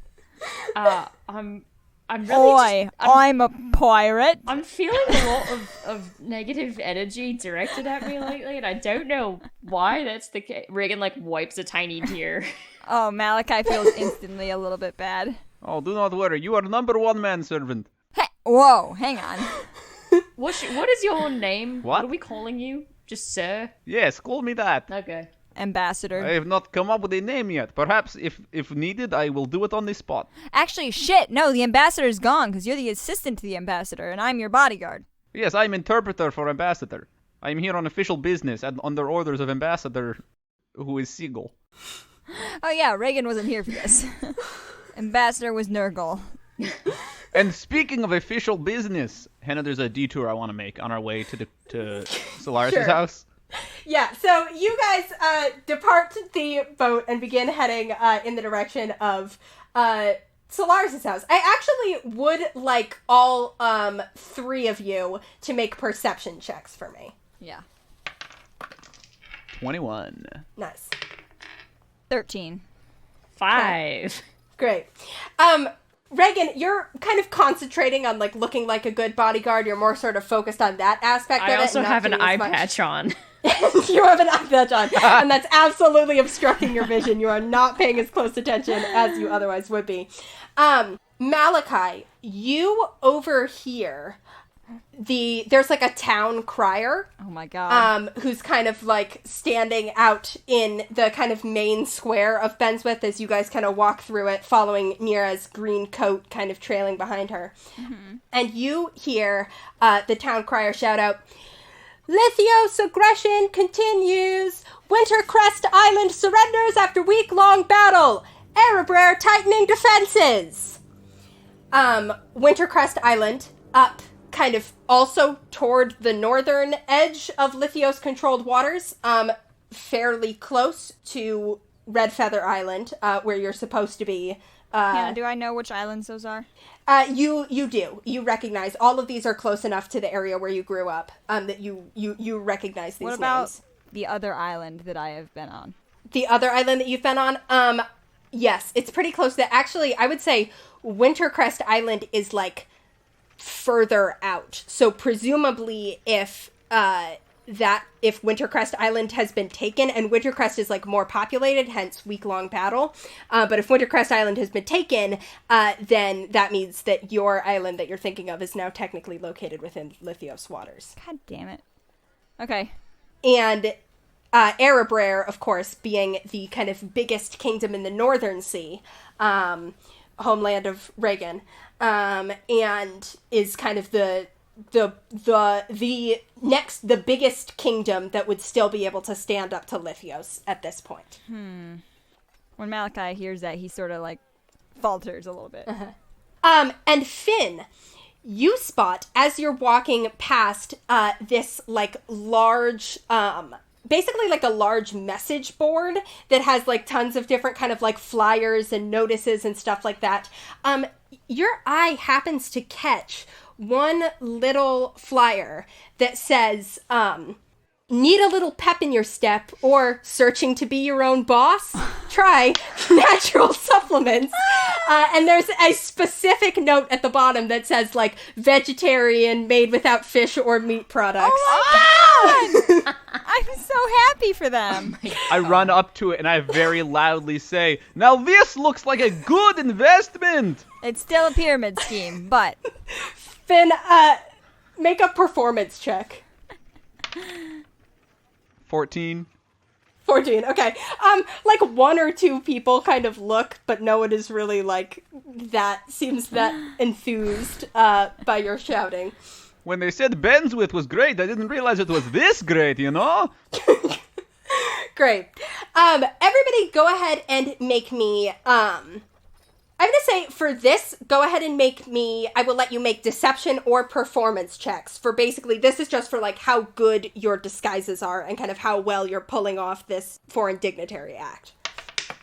A nat 20, that comes to a 23, either way. I am so intimidating. It's a 22 for deception. Excellent. I rolled so bad. It's going to be a 9. A 9. Okay, cool. Fortunately, Regin and Finn are really selling it. The two of you are kind of like, Regin, you're not doing such a good job of kind of like paying attention to your surroundings, but you're really getting into the bodyguard act. Regin's in character. He can't focus on anything else. Yeah. I'm method. And Finn, you also are pulling off the foreign dignitary. It's like when you guys look at like Finn, he looks like a whole different person, and you definitely buy that this is the ambassador's interpreter. You guys follow behind as Mira kind of gets to outside Solaris' house and doesn't even, like, glance back at you guys. She just knocks on Solaris' door. Can we have taken a detour on our way here? Oh, yes. You want to take a detour. Yes. Where are you stopping? I want to go to the League Embassy and just scope out the new art. Sure, yeah. You pop in, you scope out the art. It looks like there's another new picture up. This one, it kind of looks like, is a little bit of, like, a, like, pastoral scene. So it's, like, a very beautiful kind of, like, open field, and there's, like, people kind of, like, smiling and, like, playing in it. Can I have all three of you make insight checks for me? Sure can. 18. 12. 21. Regin, it's a nice picture. It looks good. Yep. You notice, Regin, as you're looking at it, that it looks kind of familiar, and you kind of take note of that, like, that this looks like it was intended to be set in, like, an Arab rare kind of landscape. It's that same kind of, like, those rolling hills and those kind of, like, open but beautiful, like, not so great for growing things. They're kind of like more like moors, you know, or like highlands. That looks like a sheep from home. And as Regin says that, Finn and Malachi, you guys both note that, like, the people are wearing very distinctly, like, Lithios-style clothing. It's just this picture of these people wearing very, like, Lithios-looking and distinctly Lithios-looking outfits, just chilling in a very Arab rare-looking island, looking like they're having the time of their life. Well, this is some good art with no political undertones, I must say. In the League Embassy they got this hanging? Mm-hmm. Yeah. Oh my god, Lithios is totally... Is there a guy behind the desk? Yeah. The League is supposed to be fucking neutral! Hey, did you make this? It's the same guy. This is very nice. Did you make it? Yes. Wait, really? You did make this one?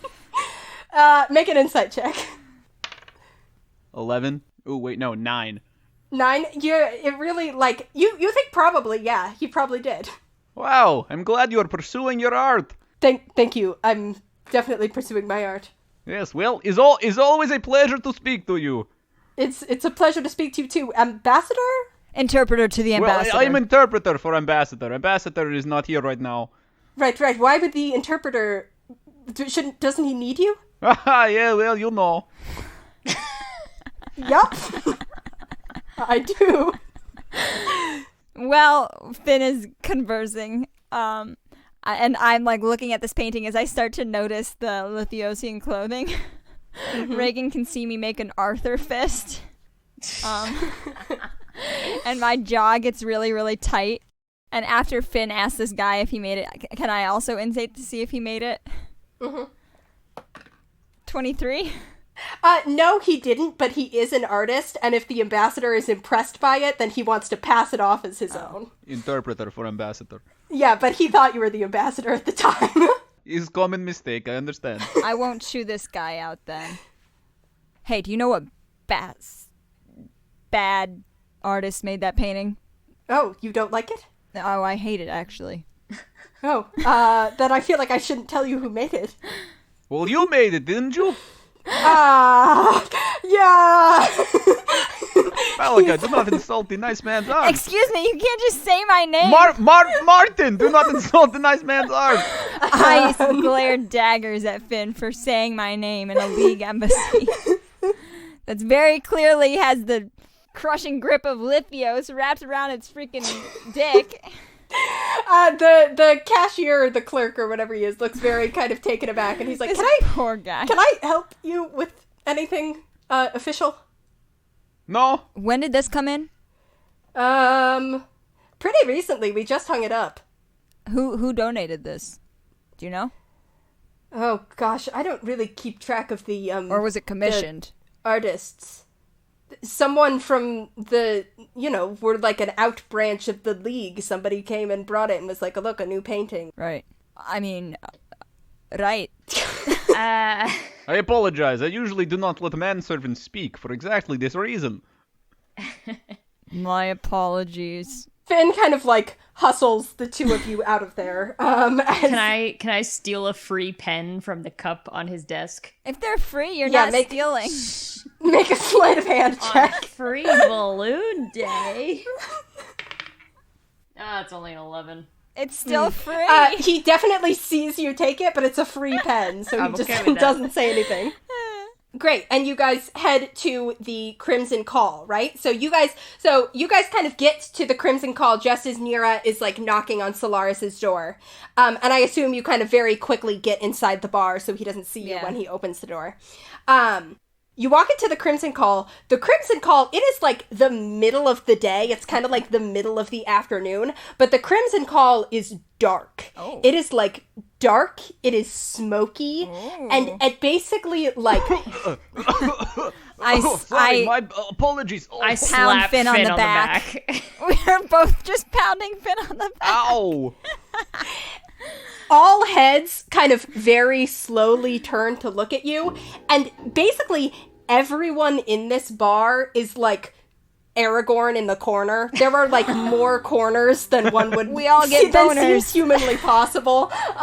They all, like, everyone kind of like is like brooding. Lots of people with like one big scar. Almost everyone has like a cloak with the hood up, and they're all sitting. Almost. They're all sitting at separate tables. Oh my god. There's like one or two tables that have like a pair of people having a very hushed, intense-looking conversation. This is beautiful. And that's the entire bar. I feel very at home here. Yeah. So you guys find yourselves one of these shadowy tables. I pull my hood down further over my face. Great. Hunch my shoulders. And, Finn, do you go into Nurgle's eyesight? Yes. Great. All right, everyone. Not everyone. I'm just talking about these two. Announcement for the bar. All right, I'm going into Nurgle in a not weird way. And I do it. My eyes roll back, and suddenly I am one with the bird.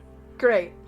Yeah, Finn's eyes go kind of glassy and have that same sort of like dark eldritch look to them that you guys have seen a few times before. And Finn, you are now a cockatiel perched on Nira's shoulder.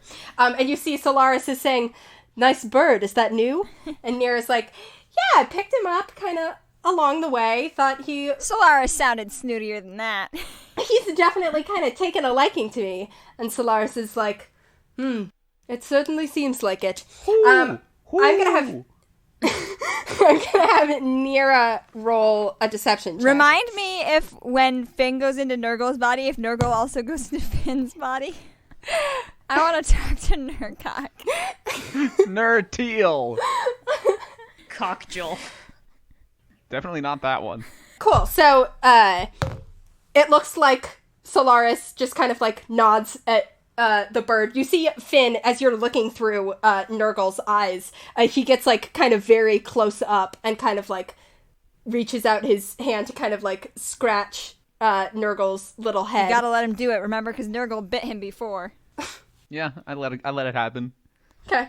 I have a question. Yes. Does it feel nice? Like, do I enjoy it for real? I think, yeah, you know what? Yeah, you kind of, it feels like someone is, like, scratching your head, like, really lightly. Right. Yeah. Solaris kind of, like, steps back and he pours 2 glasses of wine the same way he did before, kind of the, like, telekinesis pouring the wine. And he takes one of the glasses and kind of, Nira takes the others, and he's like, so, do you have the merchandise? And she goes, I certainly do. She pulls out a bag that she put the cube in, and she kind of sets it down on the table, opens it up, and the cube is sitting there on Solaris's table, and you see Finn, his eyes, like, light up a little bit. He's like, excellent. And I trust it wasn't too much trouble to get. She's like, you know, nothing I couldn't handle. Hazard pay, Nira! Solaris is like, was I right? Was it the same 3 that I sent you after? I'm glad that tip panned out, because I wasn't entirely sure that they'd actually have one. All I knew was that they seemed to know where one was, and then they were cagey with me about it, and then they never came back. So I had to assume that they had one and wanted it for their own purposes. And Niera's like, yeah, no, they definitely had one, and now I have it. So, you were going to give me 600 gold? And Solaris is like, oh, of course. And he goes back and opens up, like, a little drawer and pulls out a sack of gold, and he puts it in her hand, and he goes, there's an extra 100 in there for your trouble. Yes. Count it. And she goes, thank you very much. She takes it, she kind of, like, weighs it in her palm, and she opens up the bag and kind of, like, swirls around the gold a little bit, and she goes, all right, pleasure doing business with you, as always. And he's like, yes, it's always good to see you, Captain Kassir.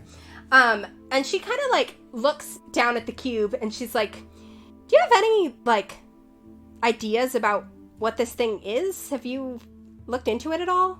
And he's like, I did some research, talked to some people. It'll be a lot easier now that I have one that I can look at myself. You know, my contacts at the Academy haven't been very forthcoming with, we're operating under the law of finders keepers to a degree, so people aren't really, you know, the Academy sometimes isn't so good with, like, academic collaboration.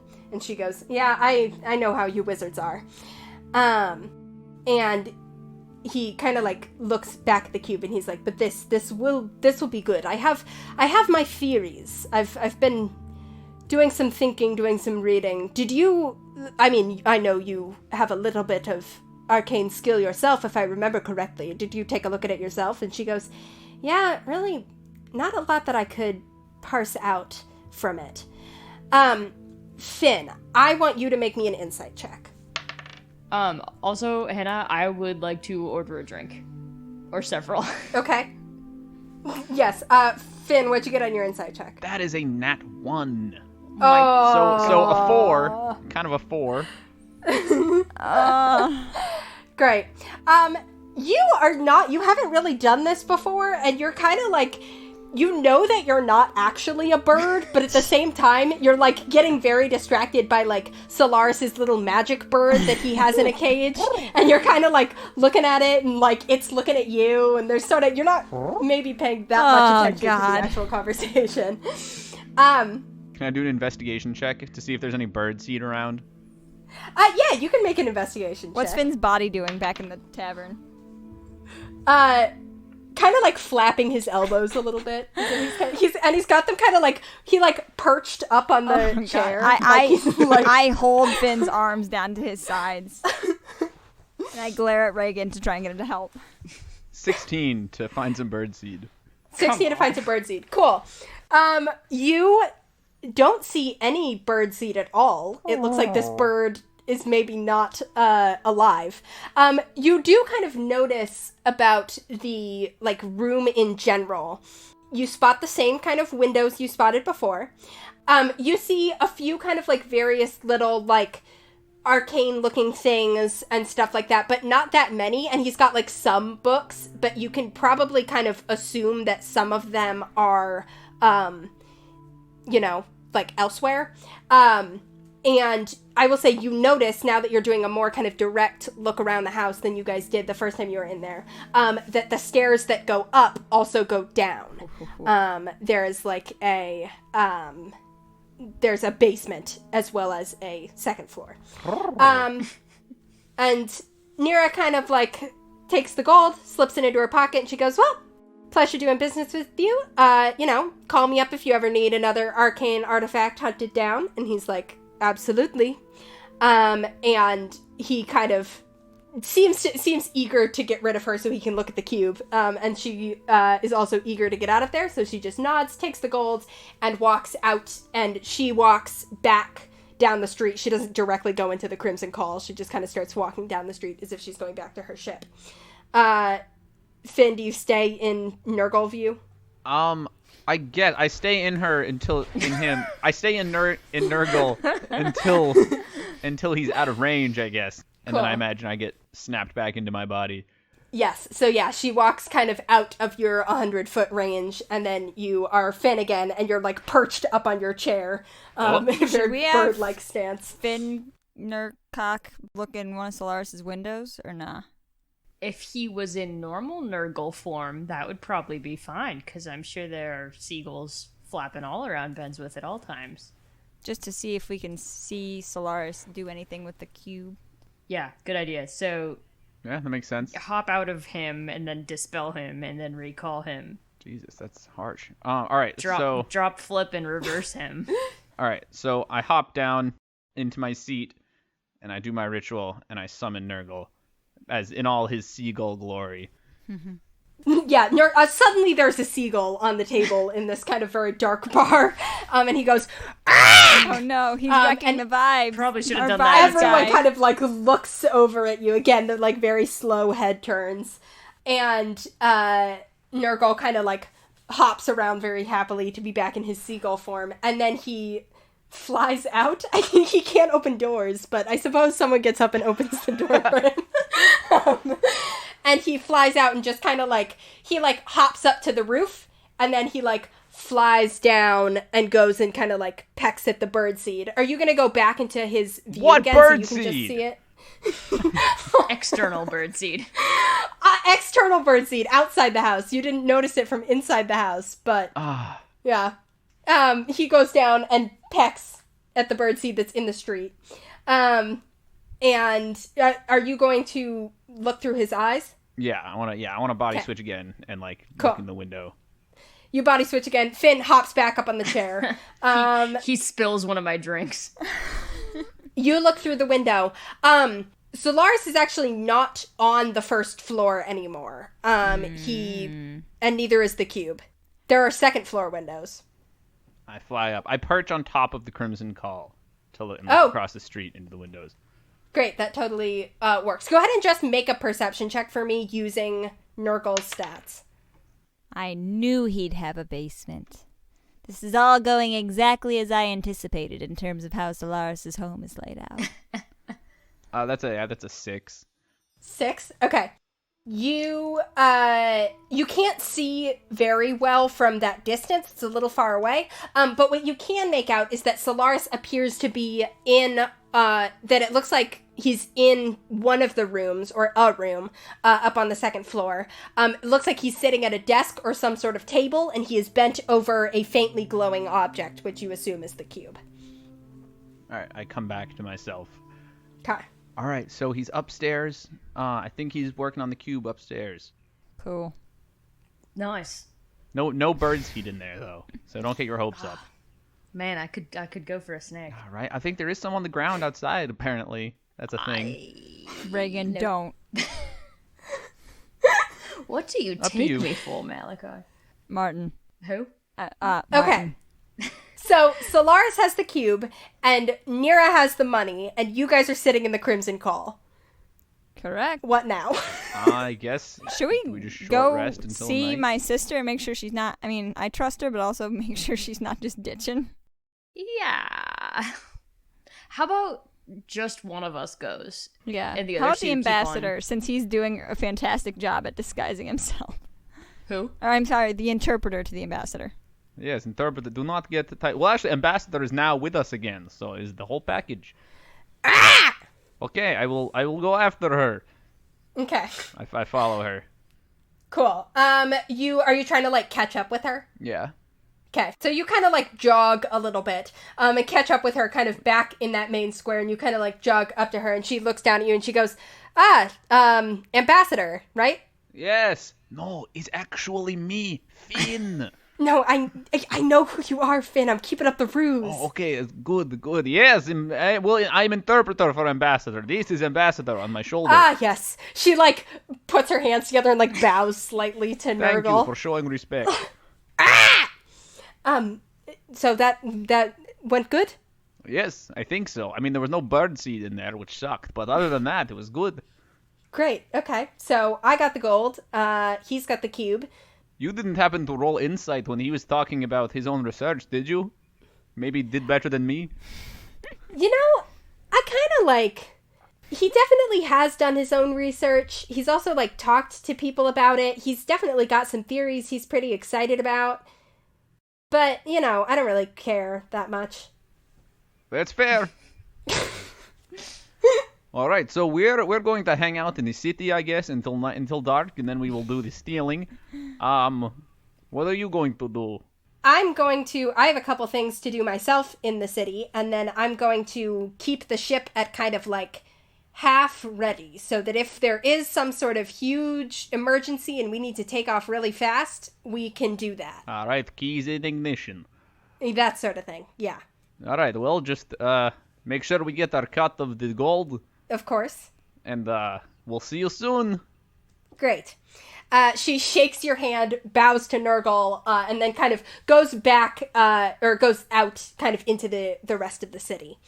And you guys, do you hang out at the Crimson Call? And how long are you hanging out? Good Long enough for a question. short I am rest. fully prepared Cool. to stay there until dark. Yeah, the question is, how do we leave there? Do we think it's cool for us to just, like, leave and just walk straight across the street down his alley, or should we circumnavigate this? We should circumnavigate. Oh, we could probably stagger leaving the bar. Stumble out the No, bar. I mean, like... No, I know. I mean, literally stagger, but also, like, not leave at the same time. I mean, Yes. depending how much you guys have had to drink. Hannah, should I make a con save? Oh, God. Please don't drink that much. Yeah, go ahead and make a con save, but make it with advantage, because Malachi's sitting there yelling at you. Yes, correct. Ah, yeah, we're fine. It's a 15. Don't sound so disappointed. Bartender, 2 of your most potent lemonades, please. 1 in a tiny glass. You're gonna give yourself away. If I didn't have advantage, it was a 4. The bartender, like, silently hands you 2 lemonades. Watch you. as they're actually hard lemonade in this place. I give the tiny glass to Nurgle, and I drink the normal one myself. It's very strong lemonade. It's, like, almost more like lemon juice. Oh, that would put hair on chest, eh, Nurgle? I mean, Ambassador. Ha ha. Okay, you guys, so are you staying at the Crimson Call? I guess, so, like, are you staggering out one by one at, like, 7 p.m. or, like, midnight? When do we or, think like... Solaris would be going to bed, y'all? Probably 3 a.m. Can I have Nurgle just, like, post up on the roof and let us know when, like, he sees Solaris go to bed? Yeah. Nurgle posts up on the roof. He watches as the sun goes down. The Crimson Call gets more full, but does not get more loud. I love this place. Everyone's still just brooding. But there's more of them now. Sometimes you'll get 2 people independently brooding at the same table. Oh, love it. And the night wears on. The light in Solaris' room does not go out. At around 11 p.m., or 11 bong, as we 11 established last bong. time we were in Benswith. At around 11 bong, Malachi, will you make me a stealth check? Inside the call? Yes. Oh, shit. 6. the door of the Crimson Call swings open, and these 3 figures with their arms kind of around each other, kind of like laughing, and it sounds like they were like, you could hear them coming outside the roof, and they kind of, as they get in, you see like one of them goes like, oh guys, we're supposed to be quiet in here, and all of them kind of like hush up quickly, and then the one who's on the left looks right over at you and goes, I hunch over. Malachi! As Regin, who was staying at the Crimson Call, as you'll recall, and was going to be in town for a couple more weeks, sees you and kind of like comes right on over to you, and he's like, Malachi, I kind of thought you'd left. Oh, what? Shh. Oh, you're right, the bar, sorry. Malachi! No, yes, no, right, no, I know, Martin. Martin, what? Okay, Martin. Sit down. I pull Regin down. He sits down. You see his friends, who both also look, you don't know them, Malachi. I was gonna say, do I recognize them? You don't know them, but they both kind of also look like the sort of like military type. Kind of like give Regin kind of like a shrug, and he's like, you guys go on upstairs, I'll be there in a minute. And they go upstairs. Did anyone really pay attention to them coming in, I take it? It was the same kind of like slow head turn, but it seems to be more basically the people in the bar for sure kind of could have noticed him shout your name, but no one appears to have like made any action with that. Can I just do a quick peep around the bar to see if anyone at all looks... Yeah, make a perception check. 15? A couple people are looking just because it's interesting, but no more than we're already looking at the 3 of you being weird. Cool. And he's kind of like, what's up? Sorry. Okay, so we're trying to keep a low profile at the moment because got some stuff going on. We do not want to be mobbed by fans. Right. Oh, who are you? I'm interpreter for ambassador. Oh, where's the ambassador? Oh, he's he looks at Regin. On my shoulder. No, he's not. Oh, he's outside Solaris' house. Oh, yeah, Nurgle's on the roof. Right. Oh, ambassador is on the roof. Sorry, wait, he's on the roof? Yes, he prefers solitude. Oh, okay. I dig an elbow into Mal's side and I go, how about you take this outside? Yeah. Regin, let's go. Okay. He follows you outside. What are you like? Are you looking for something? He's like looking around, like you might be looking for something. Just don't look so nervous, please, just for the moment. Oh, yeah, okay, yeah. I'm also, if you wouldn't mind not saying my name, that would be great because Martin's the one, yeah. So there are people here who actually I did tell Nurgle my name was Martin, but that's fine. I trust Nurgle more than I trust Solaris. Whether or not that's a mistake, who knows? I'm not supposed to be here right now, so it would be best if people don't know that I am here right now. Hence why we were trying to lay low in the bar. But why don't we walk this way? And I walk Regin around towards the back of the alley. He walks with you. He's pretty drunk and just kind of like seems to have almost like forgotten that like anything was weird and is just kind of like, yeah, my buddy. Let's hang out, basically. And as we're the walking, kind of like air with which he's approaching I this, do kind of relax a little bit as I'm like chatting with Regin here, but I am keeping an eye out still. And he just kind of like chats to you about like he's telling you, like, yeah, we're leaving tomorrow. This is, like, the last day, so me and the boys went out. Yeah, gotta report back and kind of, like, you know, my leave is over. Oh, shit. Do you know where you're headed? I don't know for sure. They're moving regiments around, talking about, you know, we're talking about, they're kind of gathering everybody up toward the northern sea. And he, like, puts one arm around your shoulders and he kind of talks his voice gets hushed. And he's like, people say we're gonna make an attack on Erebrer. I don't know, that seems like a lot to me, but I don't really know. You do that? You think they'd have you do that? I don't know, I mean, that's what we do, you know? You fight things. Look, you know me, I don't really, like, look at that. I'm not as ambitious as you were. I mean, I just kind of, like, do whatever I'm told. Yeah, I mean, I don't know if I would say... I think you give me too much credit. I don't know. I mean, you did. I mean, the guys would talk like, "Oh, you only got to be captain because of your grandfather or whatever." But I always kind of felt like I look affronted. I don't know. You think you were a good captain? He kind of like puts both hands over his back. He's like, "Oh shit, sorry, I forgot." But I try not to look affronted. You don't. How many years left do you have? Oh gosh, what did I signed up for? I think technically I'm only supposed to have like a year left on my contract, but then I don't know. I mean, this is what I do, I mean, that people live there, Yeah, people live a lot of places. Yeah. I don't know. I mean, personally, I'm enjoying. He like goes off to the side and throws up in the alley. I pat him on the back, offer him a cloth from my pocket. Just want to assure everyone I'm not going to put a sound effect for that. Thank you, appreciate it. You guys go off, and he just kind of keeps talking about whatever. I encourage him talking to me. Okay. He doesn't know that many things, but he kind of you get a little bit of an update on kind of like what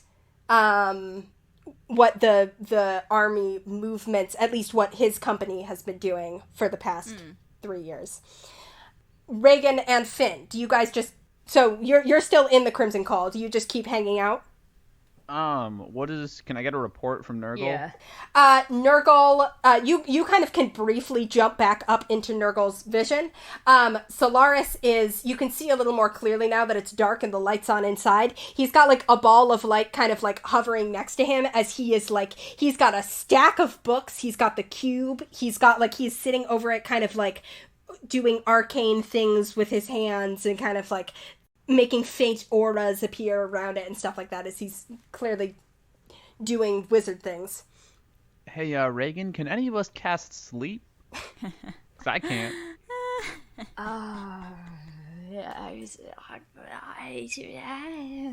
Do we think Solaris would be susceptible to that? Or would that just put him on edge? I'm gonna go sit on the roof for a while. That's not a response to my question at all. Regin, instead of answering, Regin gets up and goes and climbs up to the roof. Is that a yes Finn or a no? alone in the Crimson Hall. I add a hood to my minor illusion disguise, and I lean over and brood like everyone else, but I'm really quietly giggling.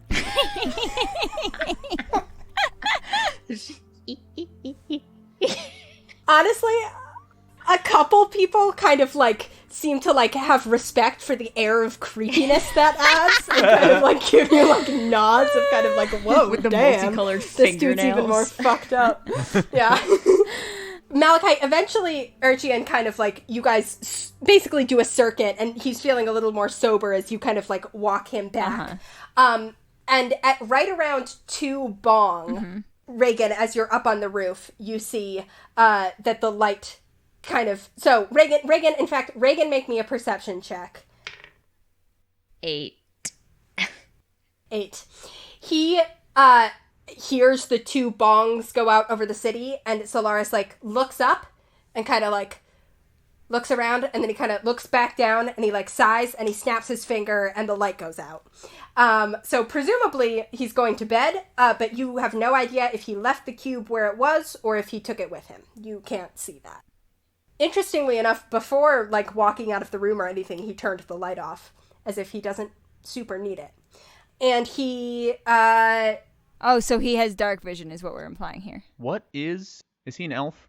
Or a human? He looked human. Ooh.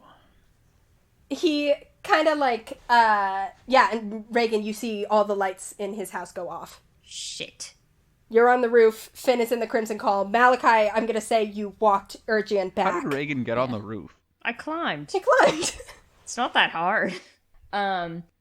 So ideally I would like to time this so that I can do this right as Mal's getting back to the Crimson Call with Regin and just drop down behind him like Batman. Great. Malachi does not flinch, but Regin probably goes insane. Yeah, Regin kind of like whips around and kind of like brings up his fists. And then he's like, oh, that's your friend, right? Sure. Yeah. Okay. Well, God. he kind of like reaches out. I know. We're in disguise, Regin. It's not a dig. He gives you a big hug, and he's like, I'll see you around, all right, Kassir? Yes. Hey, stay away from Erebrer, if you can. Yeah. I mean, I'll do my best. And he grins. Dangerous place out there. And he goes back in and goes upstairs, presumably to go to bed. I look at Malachi. Good night. I look at Malachi. I'm like, what's happening in Erebrer? Let's get this done first. Okay. So you two are standing outside. Finn is sitting inside. Nurgle's on the roof. I assume Nurgle has updated me on the light situation, yes. so I come outside too. Great. Now you're all standing outside. You know, manservants aren't supposed to just wander off by themselves, you know. Finn, you could drop it. What? We're still very much in public. Sorry, young Master Finn. It's too bong. It's too bong, Finn. Nobody's actually. They still let everyone brooding inside. Come up to the roof with me. I say to them. Wait, now? Wow. All right. I didn't realize we were at this point in relationship. I think Malachi needs to make me a acrobatics check. Acrobatics to get up there? I don't have to do stealth right now, you said, right? I will say, go ahead and do athletics. Athletics. Actually, I'll let you do athletics. This is just because Finn and Regin have high enough dexterity that I believe they can get up there. Malachi might have to muscle his way up. Yes, exactly. Well, I didn't roll great. Can I help action him? Yeah. Regin's helping you. Can I have advantage then? Yes. I try to pull him up with my mage hand. Ooh, that time I rolled a 14, so it's going to be 21. Great. Yeah, you guys all climb up to the roof, and now you're all sitting up there looking at the house you're about to rob. Like you do. You know, it's a view like this that makes it all worth it, right? You're kind of right. I'm assuming it's beautiful, actually. I look at the stars. Yeah, the stars are gorgeous. So here's the thing. So I don't know if he took it with him or not, but he was in that room up there, and I indicate the one he was. If you guys can figure out where the traps are, I can get you past them. I mean, it is just a guy's house, right? Yeah, a wizard. So here's the thing that I remembered. Well, two things that I remembered. One, I have been, sort of messing around with some stuff that I can do now. And I'm pretty sure I could summon an animal inside of Solaris' house from the outside. And that animal and I can communicate telepathically. So if we wanted to have that try and grab a cube for us, that is also an option. That's a really original, Malachi. That's so cool. Imagine that. Okay, well, an animal that you can communicate with telepathically. Yeah, but I can just make it appear inside the house. I don't have to have it go in with Nira. No, wow, yeah, well, I could summon him inside the house too. It has a range of 30 feet, so I don't know. Okay, well, I also have a range of 30 feet. Whatever, Finn. And that's so cool. I don't know. It's just kind of funny that like I could do that at like level 2 and you're level 3 actually, but yeah. Yeah, well, I don't know. Can you ride on Nurgle? I lean over to Nurgle and see how he reacts. Ah! He shakes his head I'm vehemently. thinking that's a no. Because I can. Although I can ride in him if you think about it. Mal, here's the thing though. Would whatever you're summoning be able to A, have hands, Well, that depends on what Hannah lets me be sneaky? Because if you're using the spell I think you're using, we're gonna get like a fucking cow or something. Well, it would be a steed, so it would depend on what Hannah would allow me to summon as a steed. I don't think a monkey is a steed. A bear, perhaps. While they're arguing I don't think this is the best idea. I'm just bringing it up as an option. I'm gonna use my Eldritch Sight and just cast Detect Magic and see, just looking at the front of his house, see what comes up. So the other thing, Awesome. something that I did just remember is that I can't see in the dark.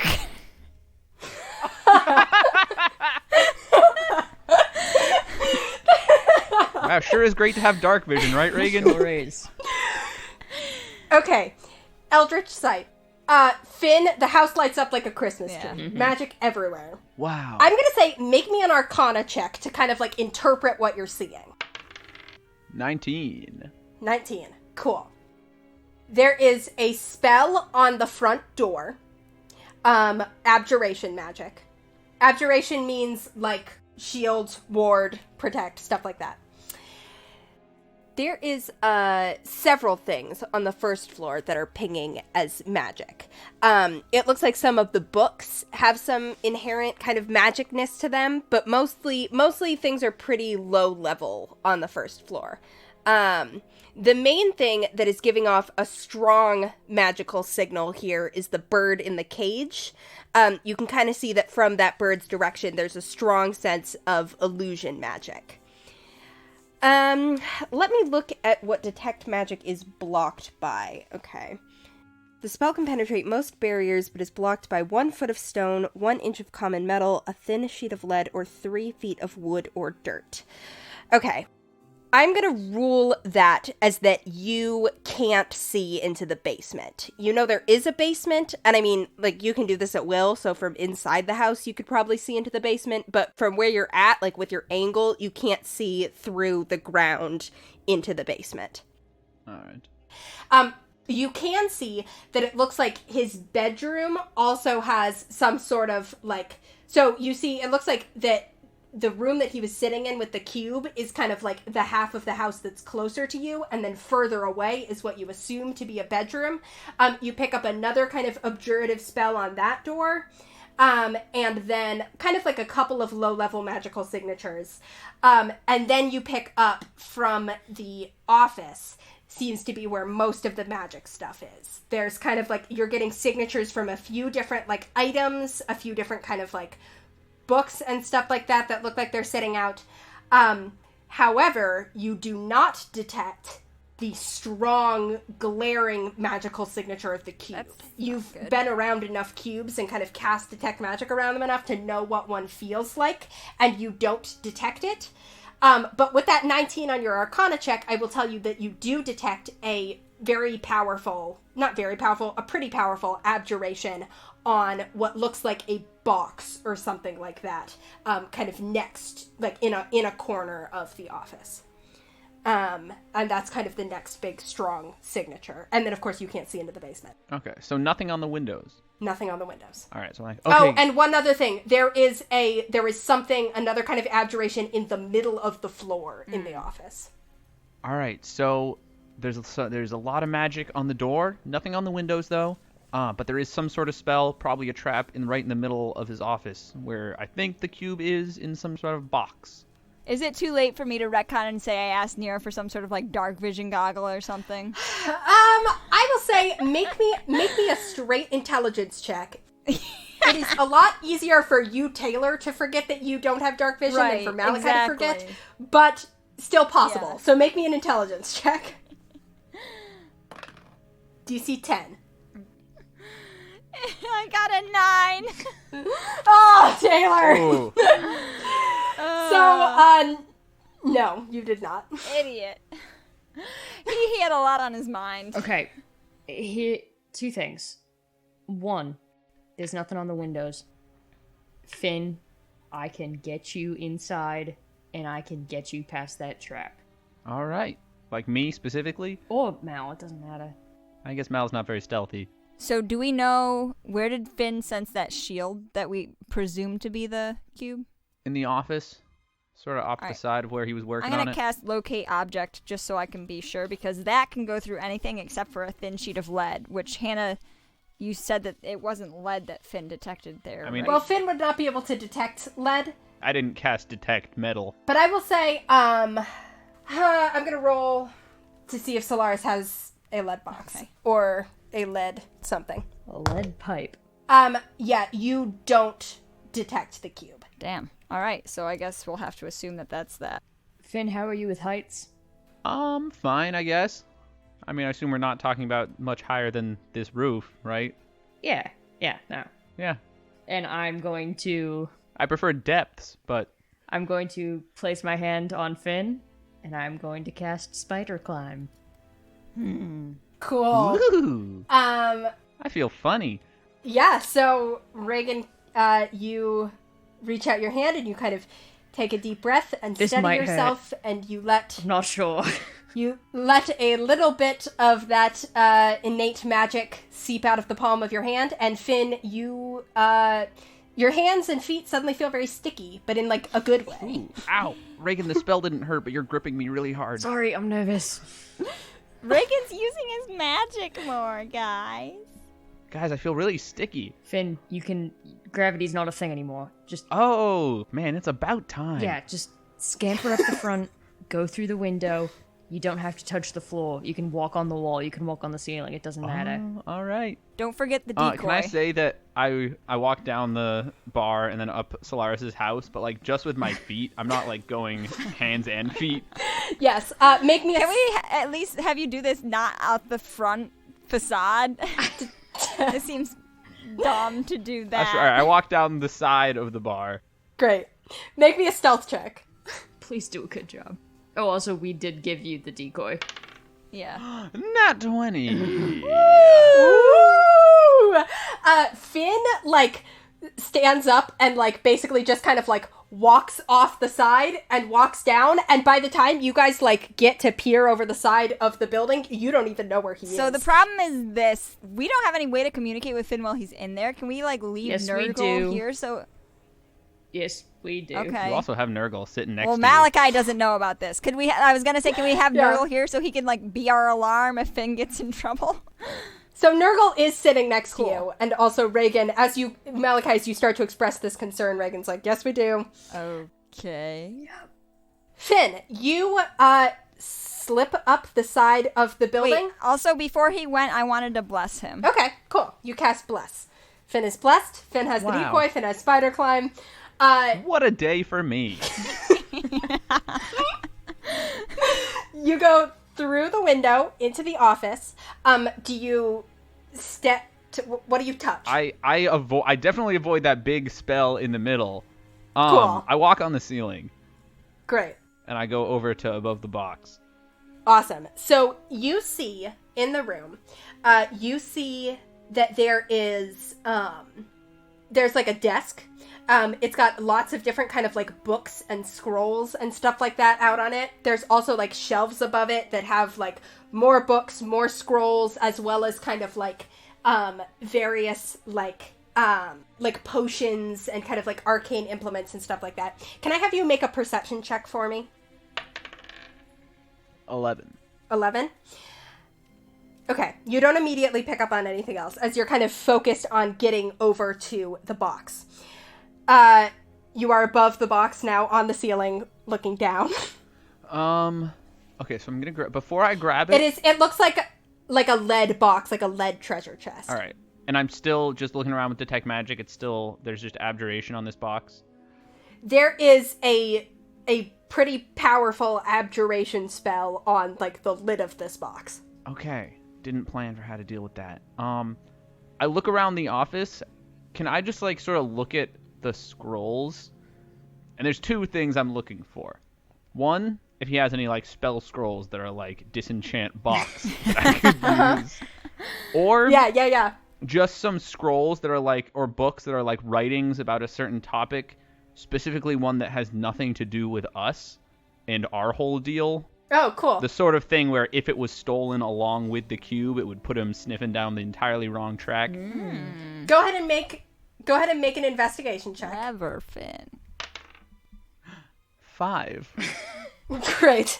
I'm going to make a luck check just to see if there's anything useful. Hey, does the lead box look like our lead box at all? They look similar in that they're lead. Okay, but they're like he wouldn't mistake one for another. No, his is bigger. Okay. It's more like a treasure chest. Finn, you don't immediately find anything. You do manage to find a book that is not relevant because that's doable. You don't find any useful spell scrolls, but you find like a book that's about like the history of Abhan, which is like the Elven kingdom, and not really that connected to you guys, which is like on the shelf. You do also spot a book that is entitled In the Deep Blue, and then the subtitle is The Cult of the Lurker. That's on the shelf. Did you tell Nurgle or Solaris anything? I think I definitely told Nurgle, and I think I told Solaris everything too. What's the duration on Spider Climb? I think it's an hour. Do I have time to read a book? If you're a fast reader. Let me double check. Take some pictures. I've got it. It's up to 1 hour as long as Regin maintains concentration. I'm just sitting on a roof. All right. Malachi's vibrating with anxiety over this. I read the book.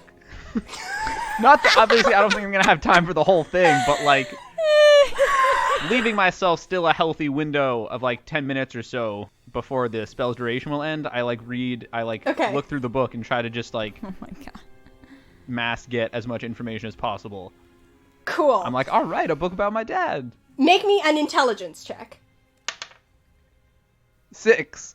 Okay. You are... Oh my god. You read it.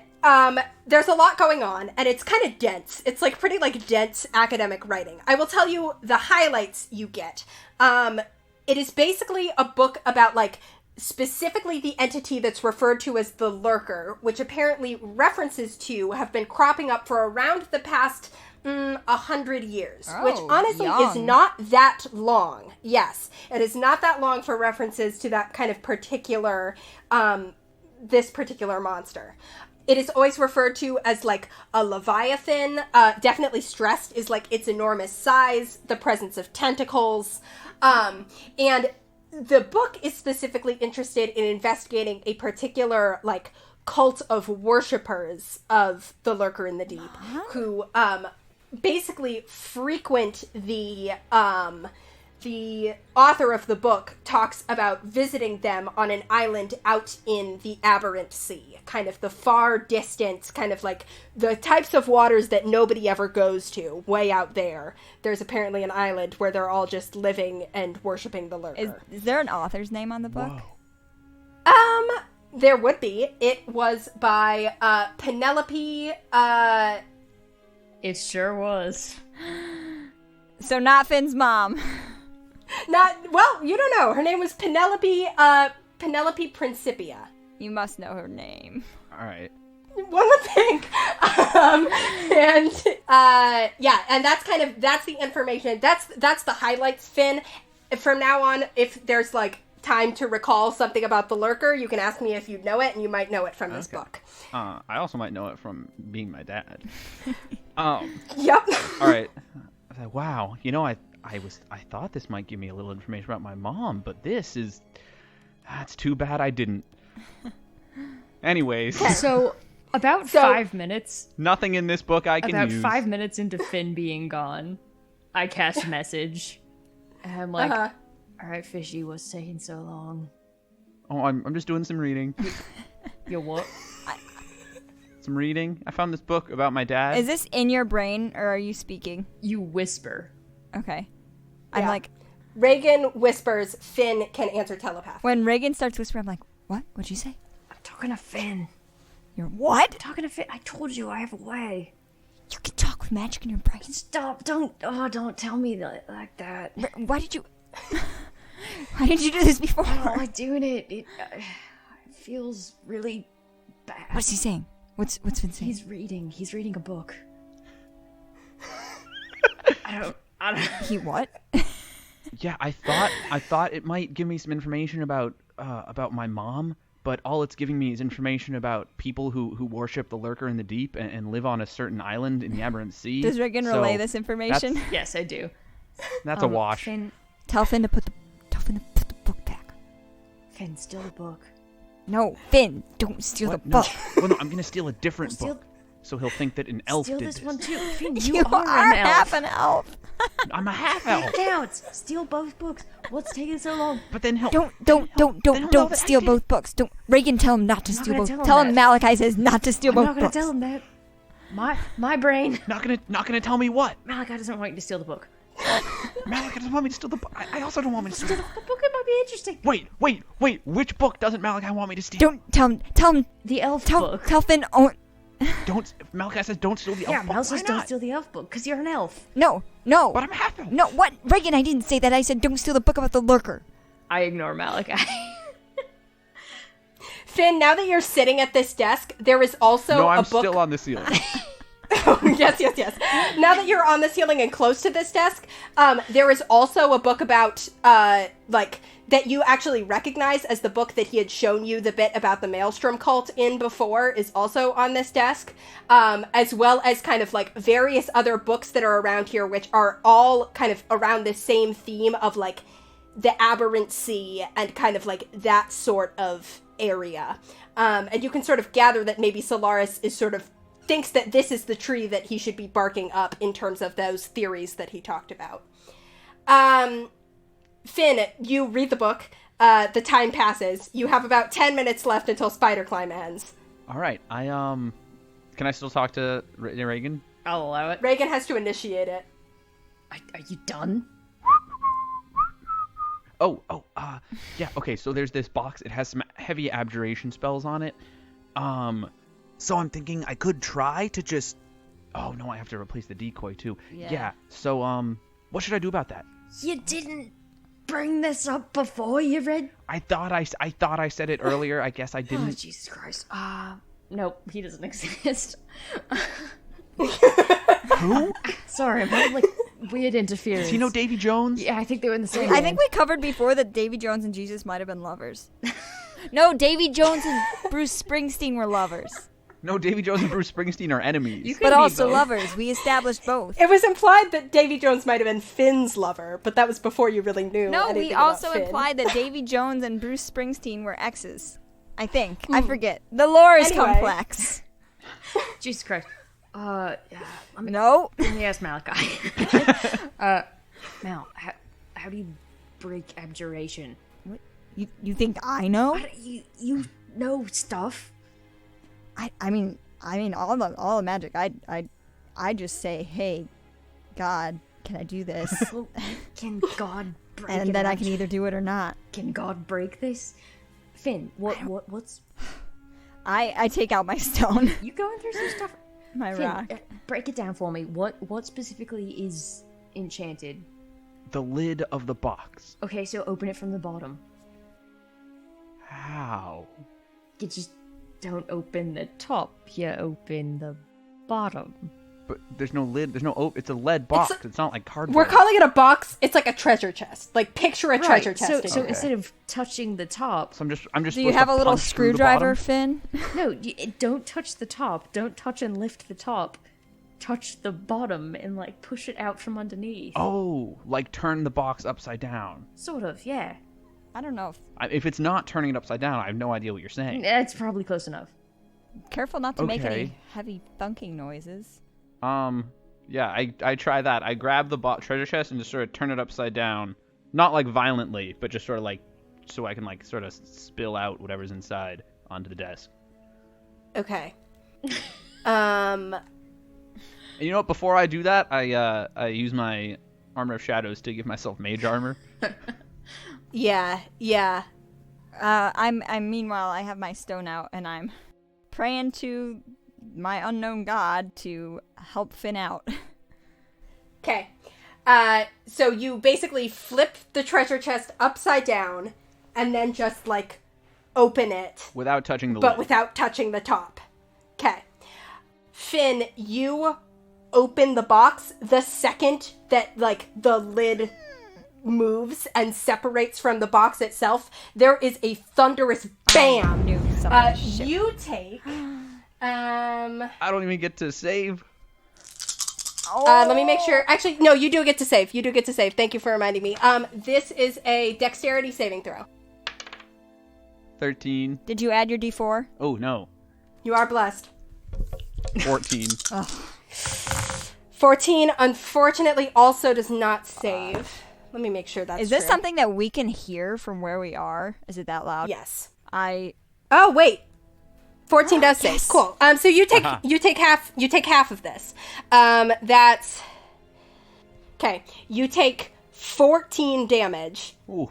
That's halved. You take 14 thunder damage as there's this loud bam and this kind of sonic wave comes out. I will say for the two of you, it's not deafening. It's almost like a silenced gunshot. It's like a oh my god, but Finn's very been shot. but very clearly coming from inside the house. And Finn, you hear kind of like immediate like sounds and stirring in the next room. Thing. Okay, I'm gonna need you to roll initiative. Regin. Oh, jeez. Regin. I'm like shaking Regin, trying to get him to tell me what's going on with Finn. Reagan's 12. just 1,000 yards staring across at the house. You two roll initiative also, just in case. Oh, fuck me. 7. 13. Okay. Regin, you're first to act. I do nothing. Regin, what's Cool. going on? I don't know. You can't talk to him? I thought you were talking to him. I'm freaking out. Finn, what's going on? Big boom. I took 14 damage. And I hear Get out someone of there. coming. I think it woke. Get I out think of it there woke right up now. Solaris. Take Yeah, the cube, that's leave the what I'm decoy, and thinking. go. Finn, that's your yeah, action. leave the decoy. All right, so here's what I want to do. Hopefully I can Yes. do this all in one turn. You should like leave it like it like spilled, like you got startled by the thunder and just bolted. I grab the real cube. I just drop the decoy cube on the floor. And then I Okay. want to grab stop me when this becomes too much for one turn. And then No. I'm just trying to tell you what's in the box. Oh, okay. Oh, right. Yeah, there's shit. other Shit. stuff. Interesting. So, yeah. The box spills open. Inside the box, there are 4 things. There is the cube. There is a potion that has kind of pink liquid in it. There is a scroll. And there is a small model, like a small wooden model, but even at first glance, you can see how intricately detailed it is of a ship. That's what you see. That spills out of the chest. Can I do an insight check to see if this is the kind of ship that will turn giant if I put it in water and then we can ride around on it? Yeah, make an Arcana check. Is this going to use up like an action or something? No, I will let you do this as a free. 18. 18? Finn, it looks like that's exactly what it does. Fuck, yes. Is he able to like see what the scroll is at all before he goes, or no? I will say no. I will say he's looking at there's not quite enough time. And it's like rolled up. Regin, is he saying anything to you? Hey, Regin, would we rather have a ship, a magic scroll, or a mysterious potion? Ship? Wait, ship what? What is he saying? He asked if I would rather have a ship, a mysterious scroll, or a mysterious potion. Take 1 and take the cube. Take 2 and take the cube. Leave 1 and leave the decoy. I just dropped the key. No, because then why would we just leave the cube? Take 2 and the cube. Leave the decoy. Malachi says take 2 in the cube and leave the decoy. I want the ship. Okay, take the decoy, leave the cube. No, damn it. Or shit, should we leave all of them so that he doesn't come after us if he has the cube still? Do we want to draw him after us? I don't think you guys do not have enough time for this much Yeah, conversation. okay, fair. Finn, it is your call. Okay, This is Malachi just like ranting to himself then. Reagan's just like white knuckling the gutter. Okay, here's what I want to do. I want to grab the cube, the ship, the Aubin book, and the Lurker book. Drop the decoy cube on the floor, and then Misty step out of there. Yeah, yes, absolutely. And you even have, because Misty Step is a bonus action. Oh, really? So Nice. I'm gonna say that grabbing because you left the book on the desk, so you have to like run over to the desk and grab the book. You grab all those things, you Misty Step out. Are you Misty Stepping over to the roof? Actually, wait, hold on. Can I ask, how did everything land? Basically, I want to put the decoy cube, like, with the potion and the scroll. Well, so the way I'm picturing it is, so you're like on the wall, kind of like up at the top of the wall. You reach down, you open up the chest upside down. I'm going to say it kind of like everything just fell on the floor. Okay. So I think you can kind of, if you drop the decoy cube, it lands near the scroll. Or the potion, whichever one you're leaving. All right. Yeah. I grab the ship, grab the cube, drop the decoy on the floor, grab both books, and then Misty Step out. And I Misty Step to the roof. Cool. Finn appears on the roof right next to you guys. Ta-da! Run. Oh, yeah, Awesome turn. run. However, Wait, do I still have movement? you still have movement. Um, But not a lot of it, because you haven't used your action if you used all your movement running around. So yeah. Run! And I run down the side of the building. Awesome. If you had the time to grab this stuff, you did bring the decoy in an R lead box so that he couldn't sense its magic signature. So you can at least put the cube into our lead box. All right, yeah, sure. It's in the box. Makes sense to me. Inside the house. You guys hear movement. You don't have eyes in there anymore. What does he have? There is a kind of like you guys spot from where you're up on the roof, there's like a puff of smoke, and then Solaris appears down in the street. Like he did some sort of teleportation, and he is down in the street. Let me specify, I did not run down into the street. I ran down off to the shady side of the bar. I assume. Well, wouldn't you access the roof from the bar itself, so couldn't you run into the building? Yeah, you could run into the building if you wanted. Oh, is there like a rooftop door? That's what I assumed it was, but I guess it might not be like a modern apartment building. Yeah, I was fully just climbing up the outside. I will say there is not a rooftop door, but there is like a window, like on the second floor, like somebody's room, presumably right downstairs. So you could go through that. If your goal is to get inside the bar, you could kind of swing off the side of the building and into the window. Okay, yeah, I'd do that. If I'd known we were going to be going to the roof, I would have had Regin tell us where he was staying in this freaking place. You swing into a room, a couple who are in there, like, both in bed, kind of, like, wake up, as you swing Don't through. worry, this is official business. Parliamentary procedure. Don't talk to them, they'll remember you. They are looking startled. You are in the room.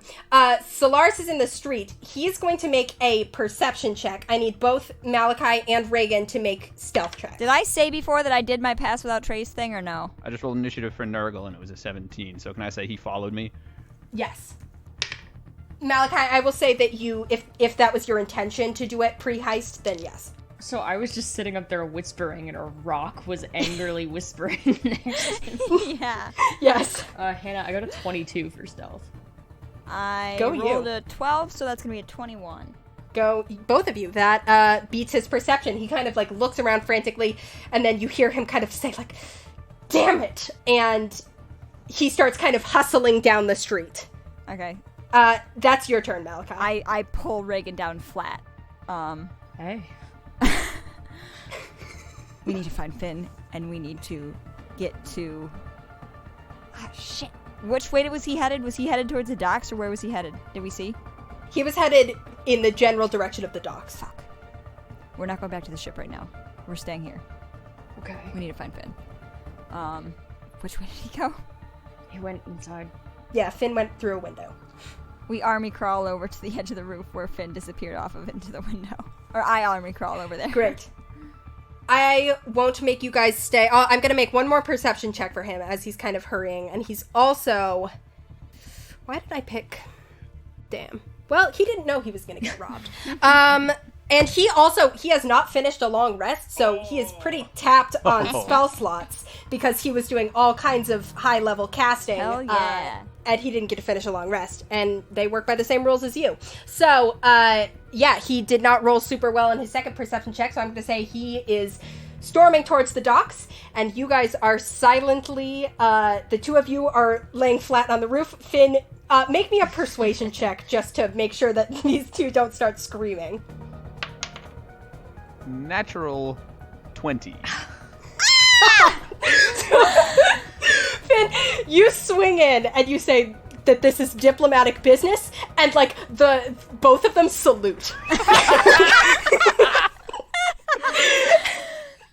And I think that's where we'll end our session, as you guys are up here kind of like, Solaris is heading to go look for his cube, and we will deal with that when we deal with that. He didn't even fall for the decoy at all. Ugh. But I think for now, well, or for the other two objects that were stolen from his The other one chest. object, because Just Finn one. didn't I even only take stole the ship another and the one. cube. You're right, the other object that was stolen from his. But we will deal with as far as like how much he's willing to kind of like be extreme about it, or how far he's going to look, and what you guys are going to do about that next session. So, Good heist, guys. okay, everybody, thank you so much for listening. Hey, if you want more of our content, you can follow us on social media at Ship of Fools Cast on Twitter, Tumblr, and Instagram. You can also now follow us on Patreon. patreon.com/shipofools. You can subscribe for all kinds of cool bonus content, our side campaign, our mud baths, where we sit down after the show and kind of talk about our thoughts and feelings. And also, if you just want to support the show, that'd be really nice. And hey, speaking of supporting the show, you can also rate and review us and tell people how much you like us and tell your friends about us. Please do it. Yeah. We love it when you do that. If any of you have like a spare billboard you're not using for anything, true. maybe throw us up there. That one that you rented Spread the out and we're word. like, I'll find something for this. It's 10 months. You might as well. I've got great news for you. It's us. Thank you also to the people who keep our show running. Thank you so much to Lucas Mangold for our beautiful theme music. If you need any nautical or otherwise music, you can find him at lucascarlmusic@gmail.com. Additionally, thank you to Theo Golden for our gorgeous logo. You can find him at tgoldenart on Instagram. Hannah is sparing me the singing because I'm having an active asthma attack right now. I forgot. Kind of you. Yeah, and join us also for our next episode on April 13th. Ooh. Spooky. It's a Tuesday. Again, it's a Tuesday. Yeah, but it's still that's one of the 13? spookier Tuesdays that you'll see. Goodbye. But it's good luck because you have Tuesday. Ship of Fools to listen to. So true. All right. Goodbye, everyone. It's a week before 420. We will see you on April 13th and on the open seas. Bye. Bye.